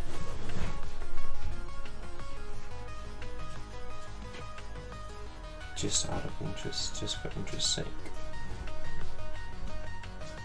So that, you know, having those subjects as minor subjects meant it was mostly about theory, not so much about practical. No practical exams or anything like that. Only theoretical. So, you know, the only time that I did practical art was when I was doing it for my own pleasure.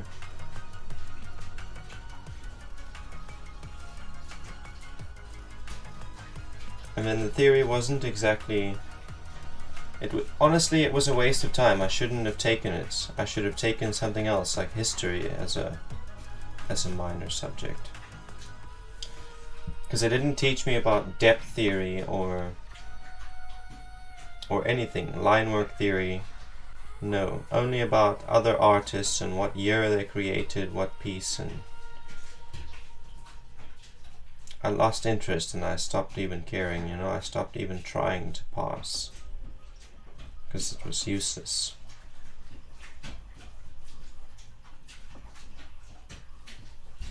I would just like brazenly read through it and then forget about it. No study.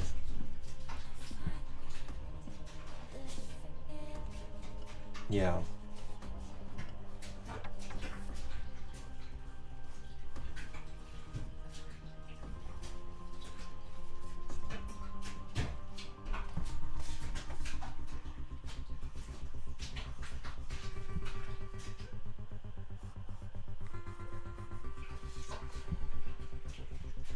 Kind of looks like clouds now, but I guess that doesn't matter, you know. It's allowed to be abstract in that it can look like cloud or it can look like trees, depending on who's looking at it. Depending on the viewer, it'll change.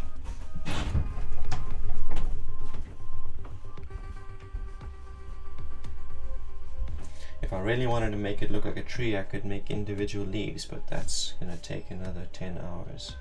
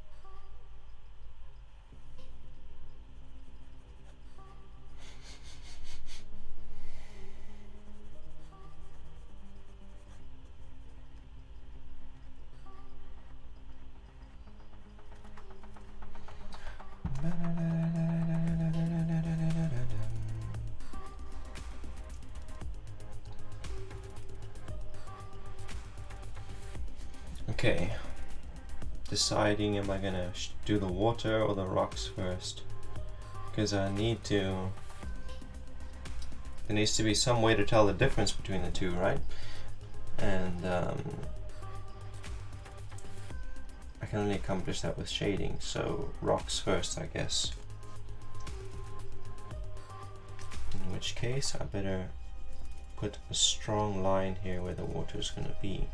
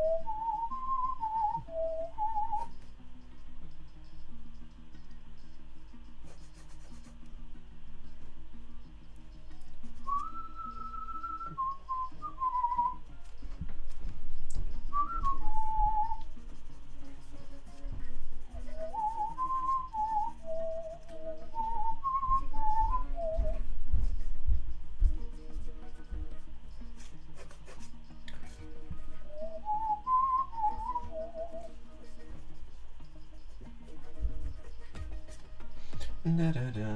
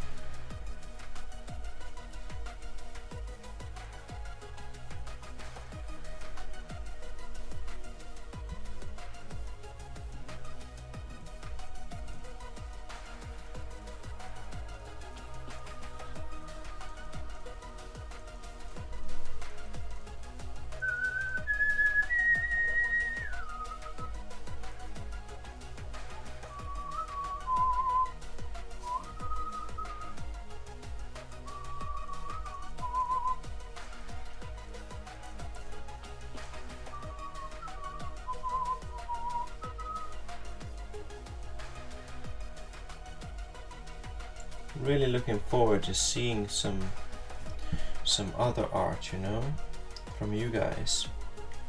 Because I know the Queen of Discs does draw with us. Looking forward to seeing something from Queen of Discs. Looking forward to seeing something from Macabre. You've been, I know you do draw, as you said. I'm not a professional amateur, but still hoping that one of these days you'll inspire us by sharing something that you're working on.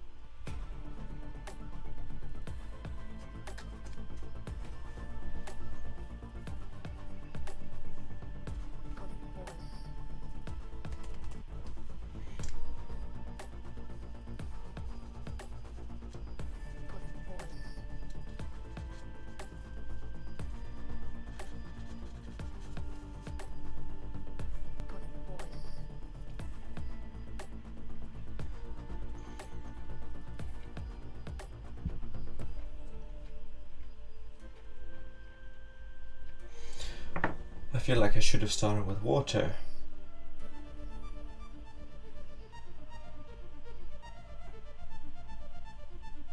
I have to go back and do the water first. But first, I need a pee.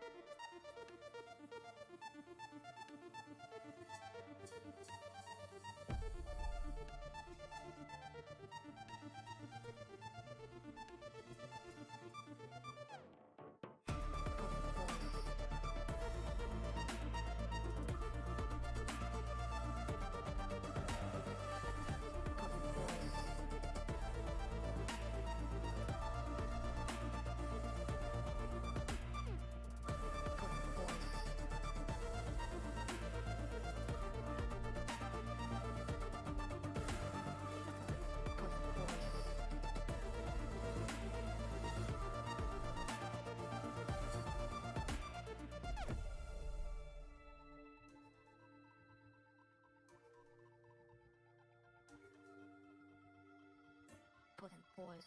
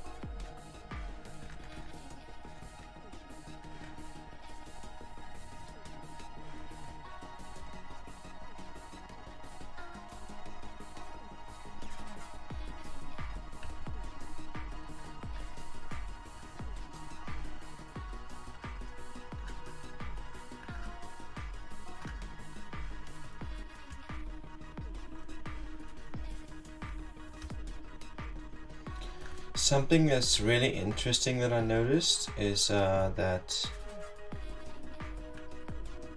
like there are many different art groups on the internet, right? And like someone will post an art piece for the first time ever. It's a very basic art piece, very basic sketch, and it'll get hundreds and hundreds of likes and views and interactions. And then there are other masterful artists who post regularly and get no engagement on their posts.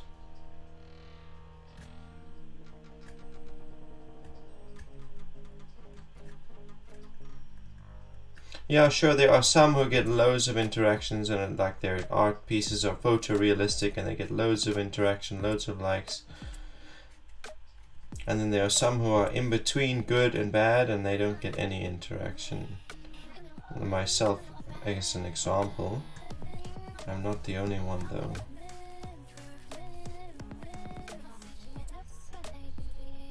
And so I wonder what it is, you know? What is it?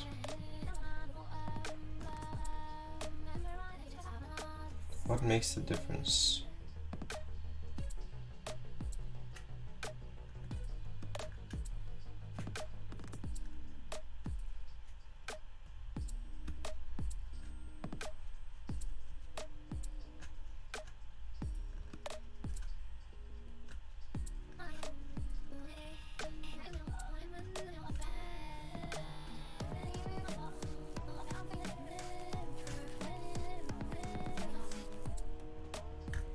Doesn't really matter though.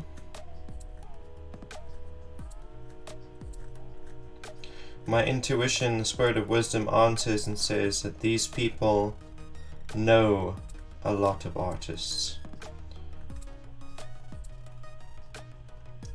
So the people, like the 40,000 people that make up the members of the group, most of them are friends with each other. So when they post, all of their friends get a notification. And all the friends of their friends get notifications when they make posts. So it's like about who you know. It's about who you know. That's what my spirit says.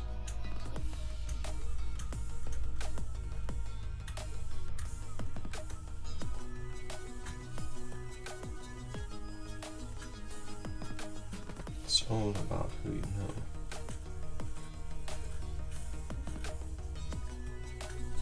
It has nothing to do with skill.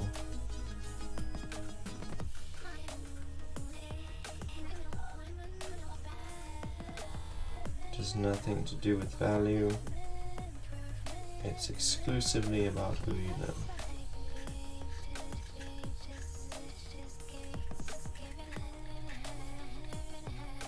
It's entirely political. Always is. Always will be.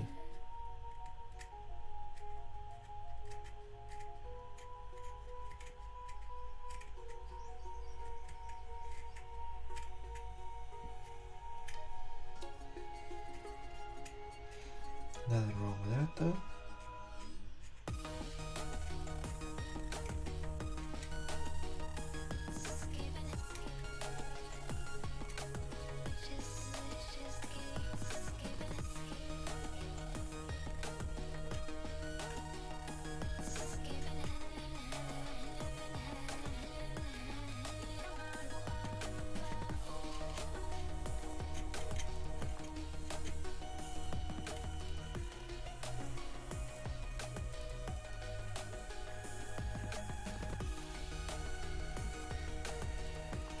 One of the most mind-perplexing issues I've noticed is lifelike.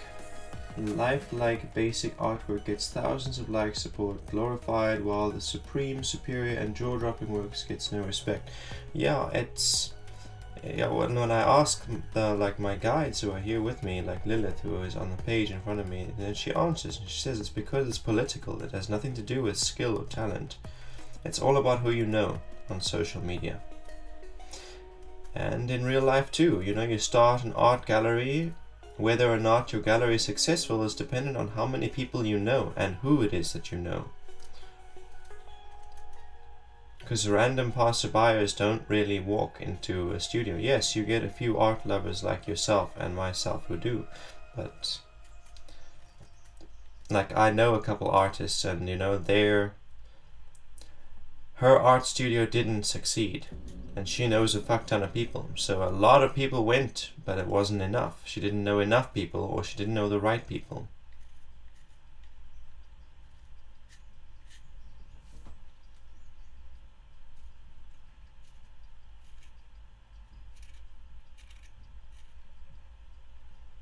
She makes her money by printing her art onto clothing and selling the clothing. And then naturally, you know, the pieces that she sells most are printed on the most fashionable items. So what clothes are in highest demand?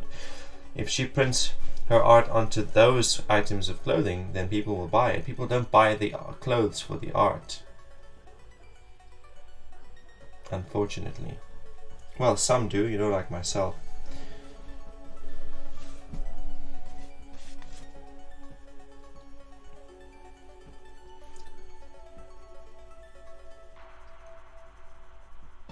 But yeah, it has nothing to do with your skill as an artist. It is all political. And music is kind of the same. Nothing wrong with that though. It just means we gotta learn politics as well if we want to succeed. Networking and politics is just as important as the art itself.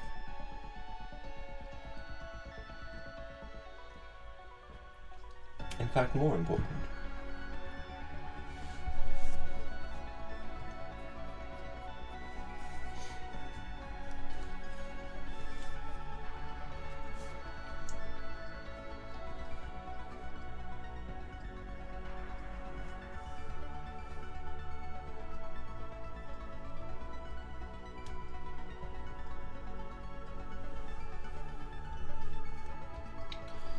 Okay.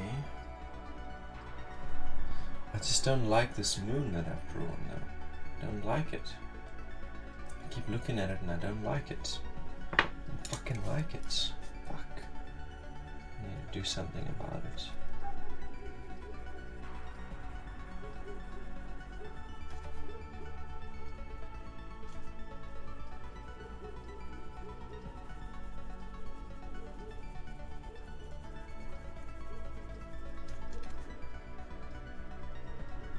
Come on, is my pen empty? Almost.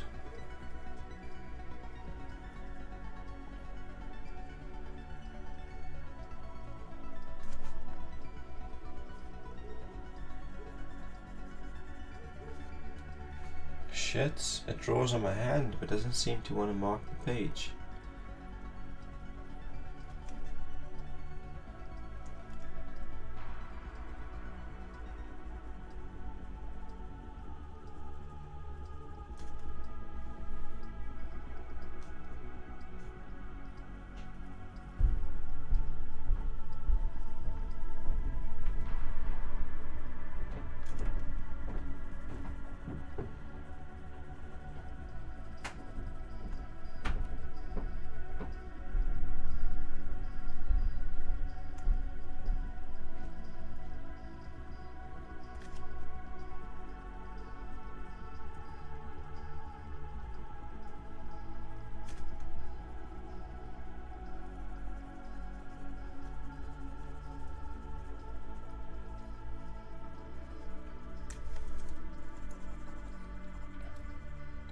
What I want to do here is make the lines a little bit less distinguishable, as if, you know, the person looking at the moon was slightly blind. That will help. It'll help me like it more if I was slightly blind.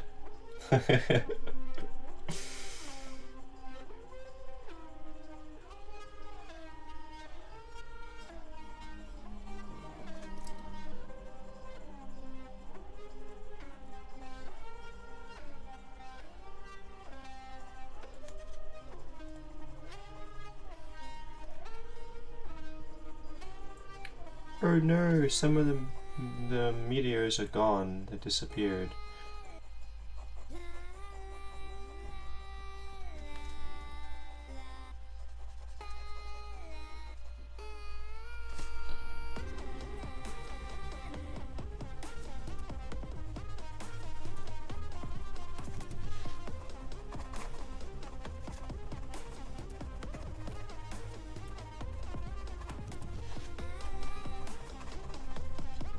I'm liking it a lot better already.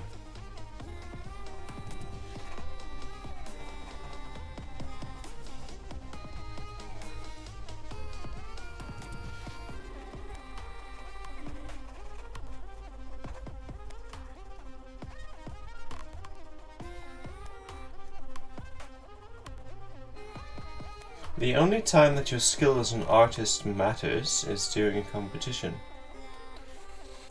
A legit competition, that's being judged by trained artists. Like, there are these competitions on Facebook that I've seen.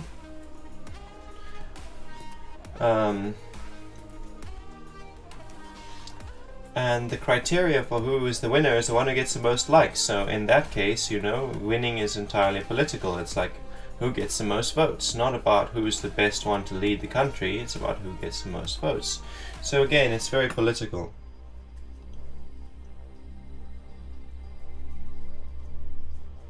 Who knows the most people? Who knows the right people? Nothing to do with your art.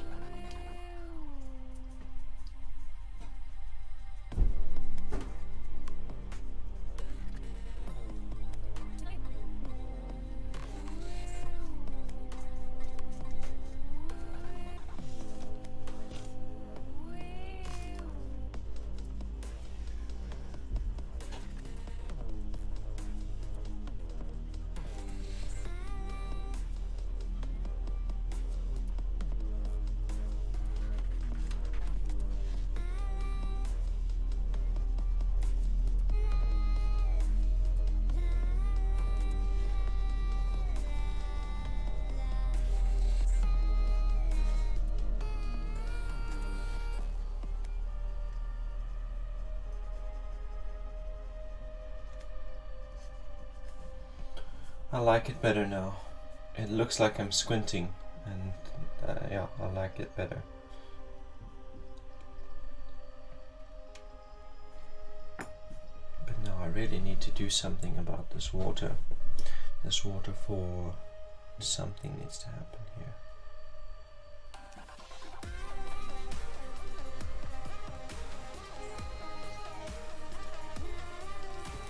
I did it once before. I did like a waterfall vibes, and it looked pretty good. Now I don't know what did I do there.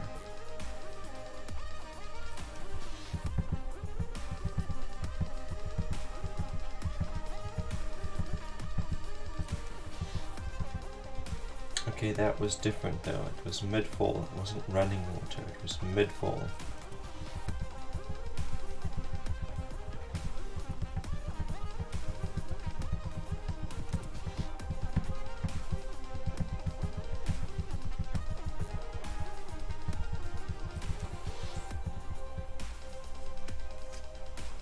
We've got a split here. There's a rock there, so it splits.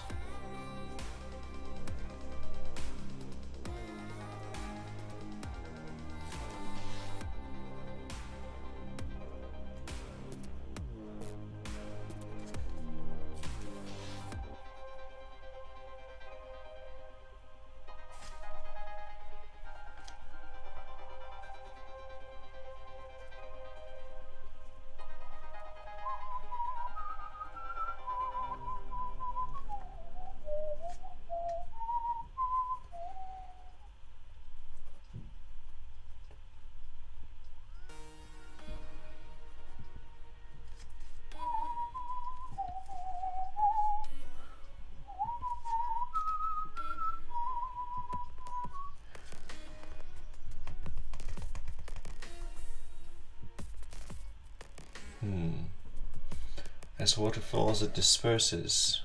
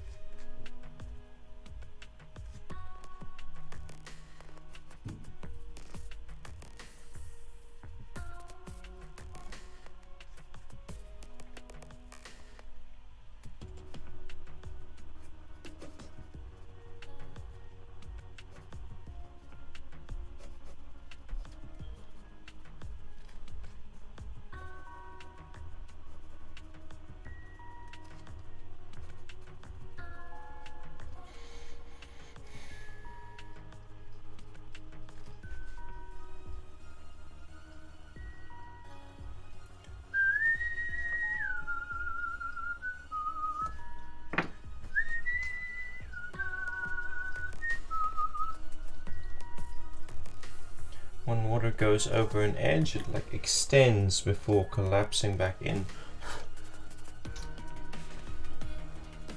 as if it's bending space-time.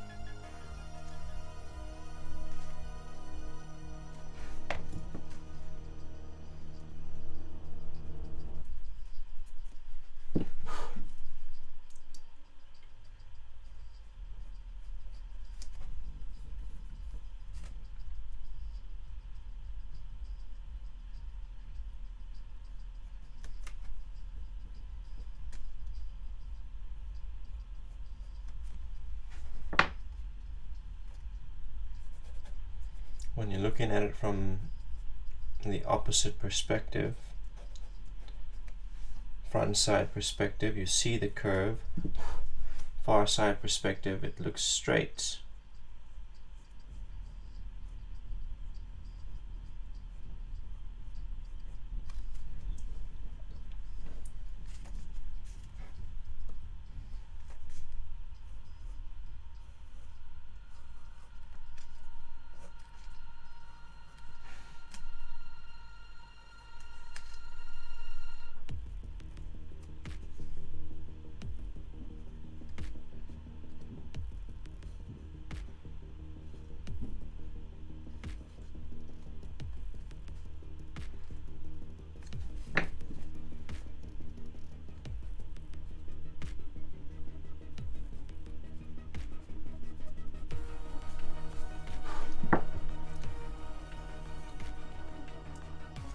I used a reference for the moon, I used a reference for the owl, but no reference for the trees and no reference for the water. Reference for the wall, the cliff face wall, yes.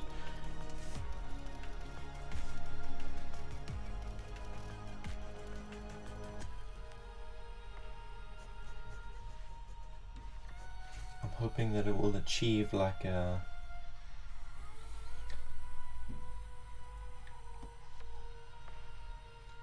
the water and the trees can look like multiple things. You'll be able to see that's a cliff face, that's a waterfall, those are trees, but it could also be something else, you know? Depending on what angle you look at it or how you look at it. And what frame of mind you're in, you might see something else, like you might see clouds here. Who knows what you'd see in the background there. We'll see when it's done, right?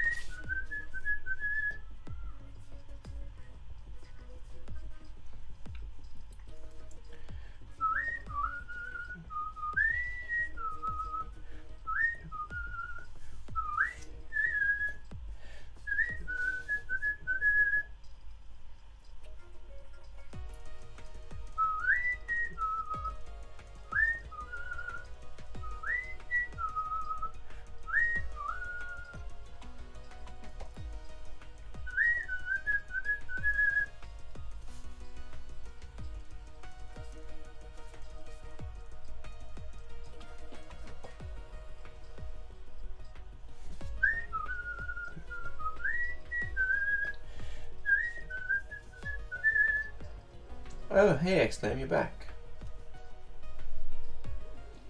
It's your time to shine.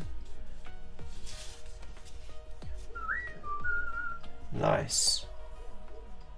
Did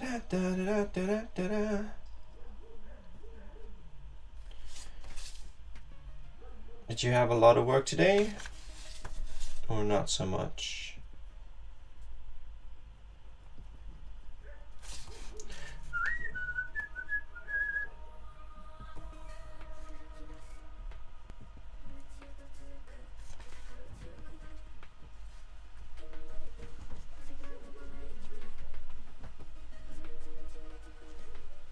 Ah, personal work, householding.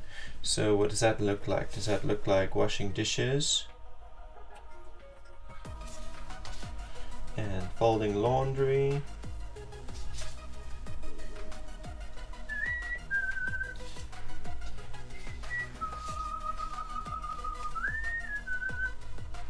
Usual stuff, cool.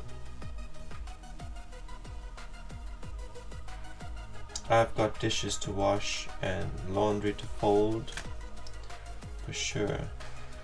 Loads of it. Way more than I can like even wrap my head around.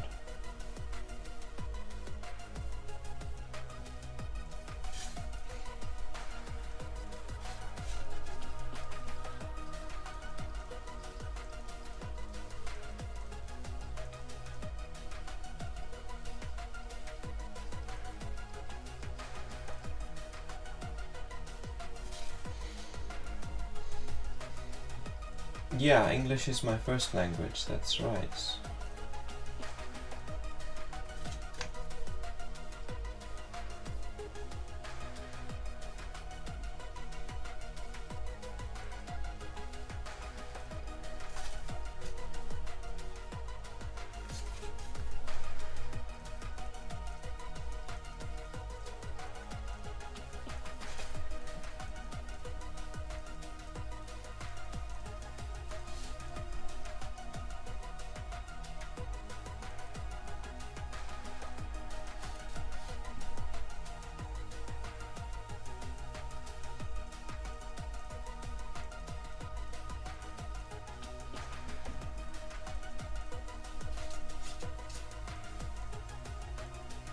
No, Afrikaans is my second language.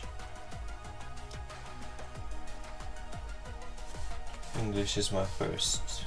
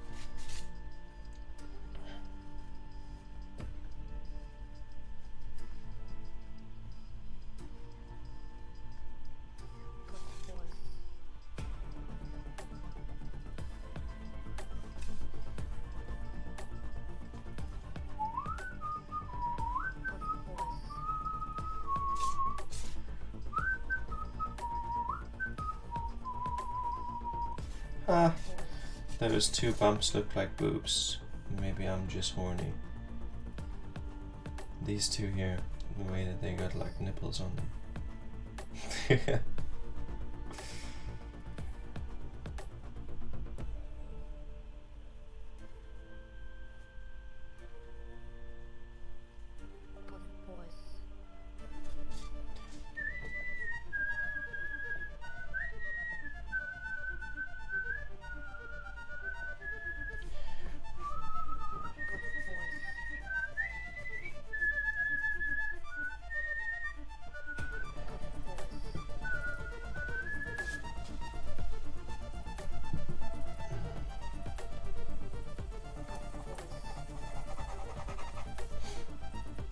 Lost connection. Did you recover connection?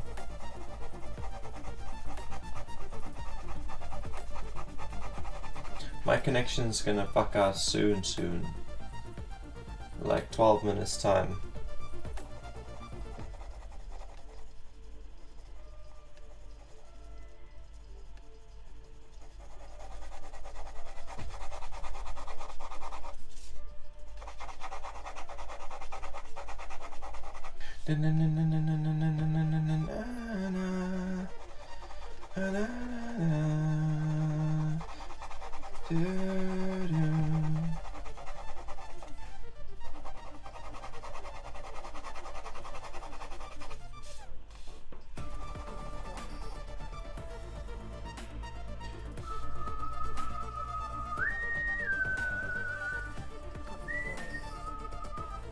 Is there a day this week when I'll do readings? I did readings yesterday and I'll do it again tomorrow.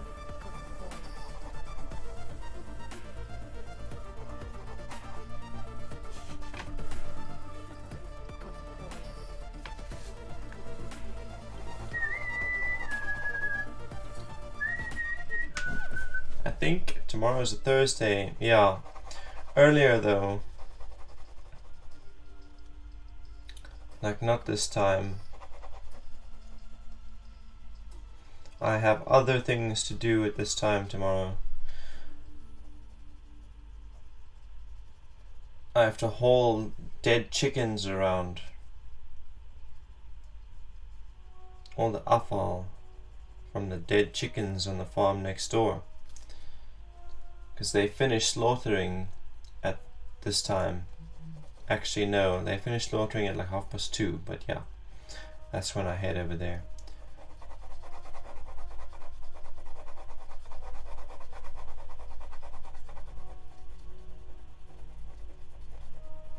But yeah, today I don't have anything to do. I've got my pigs to feed. I normally do that at 5 o'clock, but we're gonna get load shedding. Gonna get load shedding in like 5 minutes time. 10 minutes.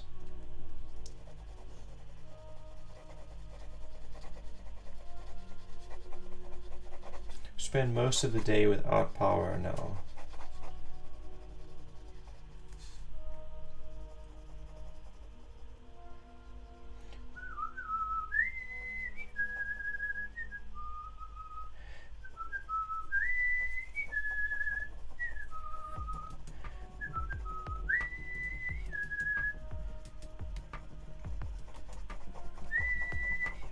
Entire night without power, most of the day without power, and it just gets worse every week. You know, one of these days is going to be no power in the country at all, except for, you know, those of us who have solar.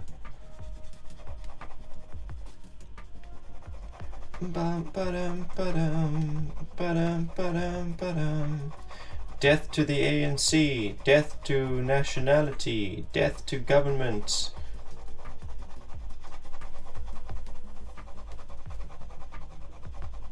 Death to politics and democracy and communism and everything else in between.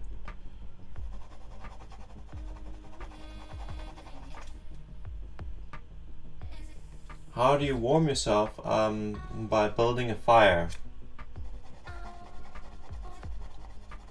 By building a big ass fire and a wood burning stove in the living room.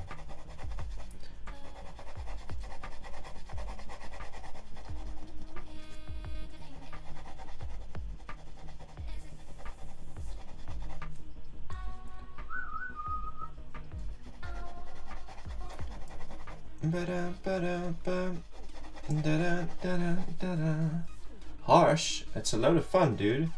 What do you mean? It's fucking cool.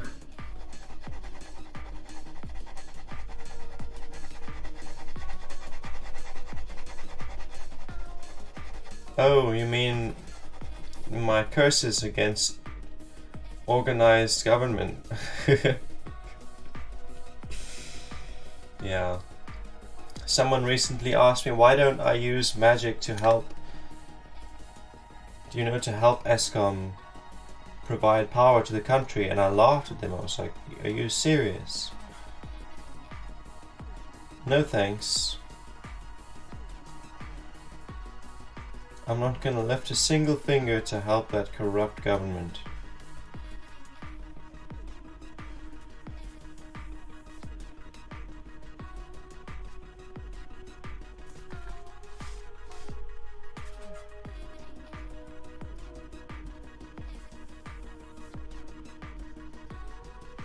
I wonder how long it'll take before they start, executing people like me who don't agree with them. Like in the neighboring country, Zimbabwe, there's no freedom of speech. If you speak out against the ruling party, the ZANU-PF, you go missing and you'll never be heard from again.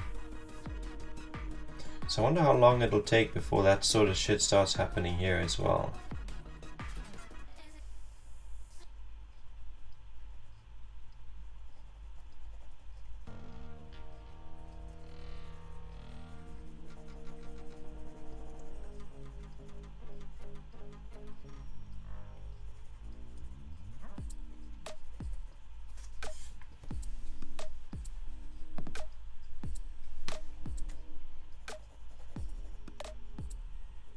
I'll try and stay one step ahead. Like spoofing my IP address, bouncing it around the world so you can't actually tell precisely where I am.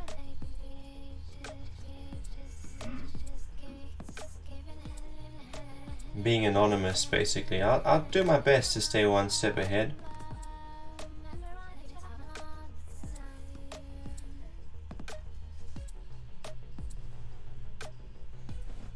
They do speak. We do speak. Like there are journalists who are like on the most wanted list in Zimbabwe who do speak, and they do that. They do just the things that I described. They keep themselves private. They are the anonymous. Nobody knows where they are. Nobody knows where they write from. Nobody knows who uploads their stuff on the internet, but it happens. And they look for them, but they don't find them. They just stay one step ahead of the government.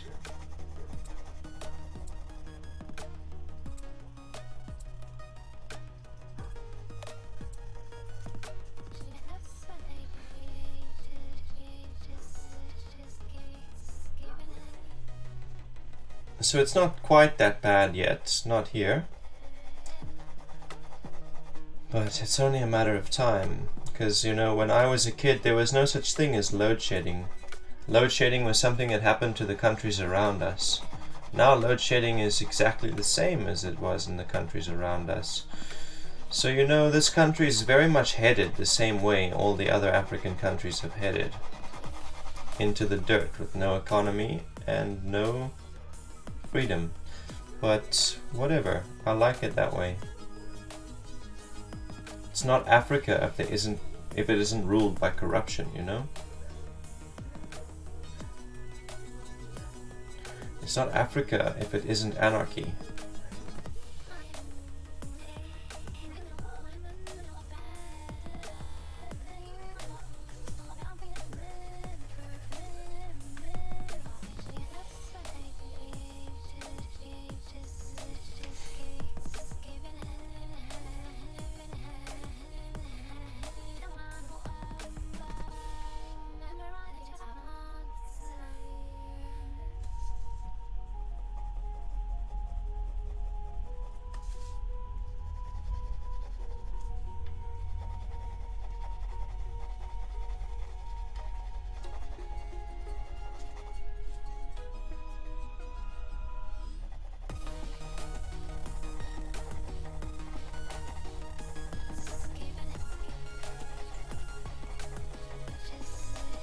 It's like the reason Africa is still so wild and still has all this wilderness is because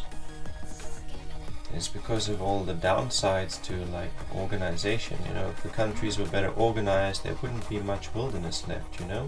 If the countries were less wild, there wouldn't be any wilderness left. So they must stay wild. They mustn't become developed.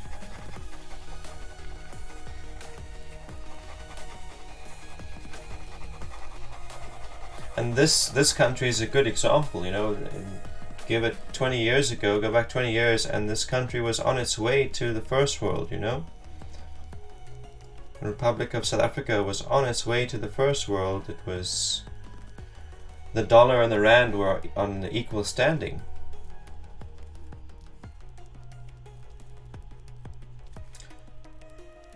It didn't last very long though. It's probably for the best.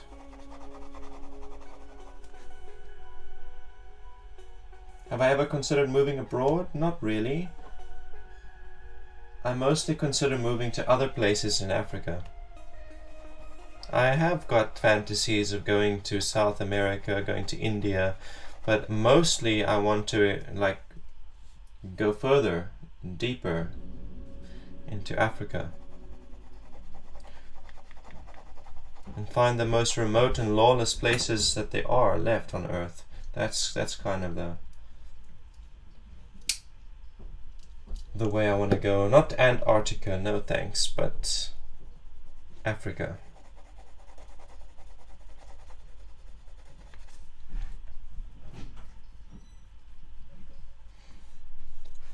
Anyway, no, that's the last place I've ever thought of moving to be honest. The United States. I might visit, sure.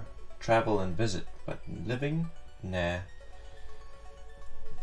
Living anywhere except here? Nah. Nah. No thanks. I like my freedom too much. I like the freedom too much.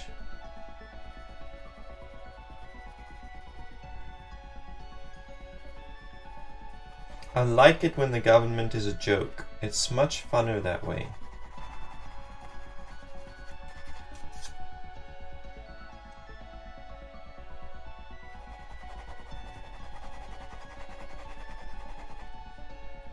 Provide 10 reasons. That's a bit many. Why is it at the bottom of my list? So I don't have enough time to name 10 reasons before I get cut off, but number 1, it is too developed. Number 2, it is too organized. Number 3,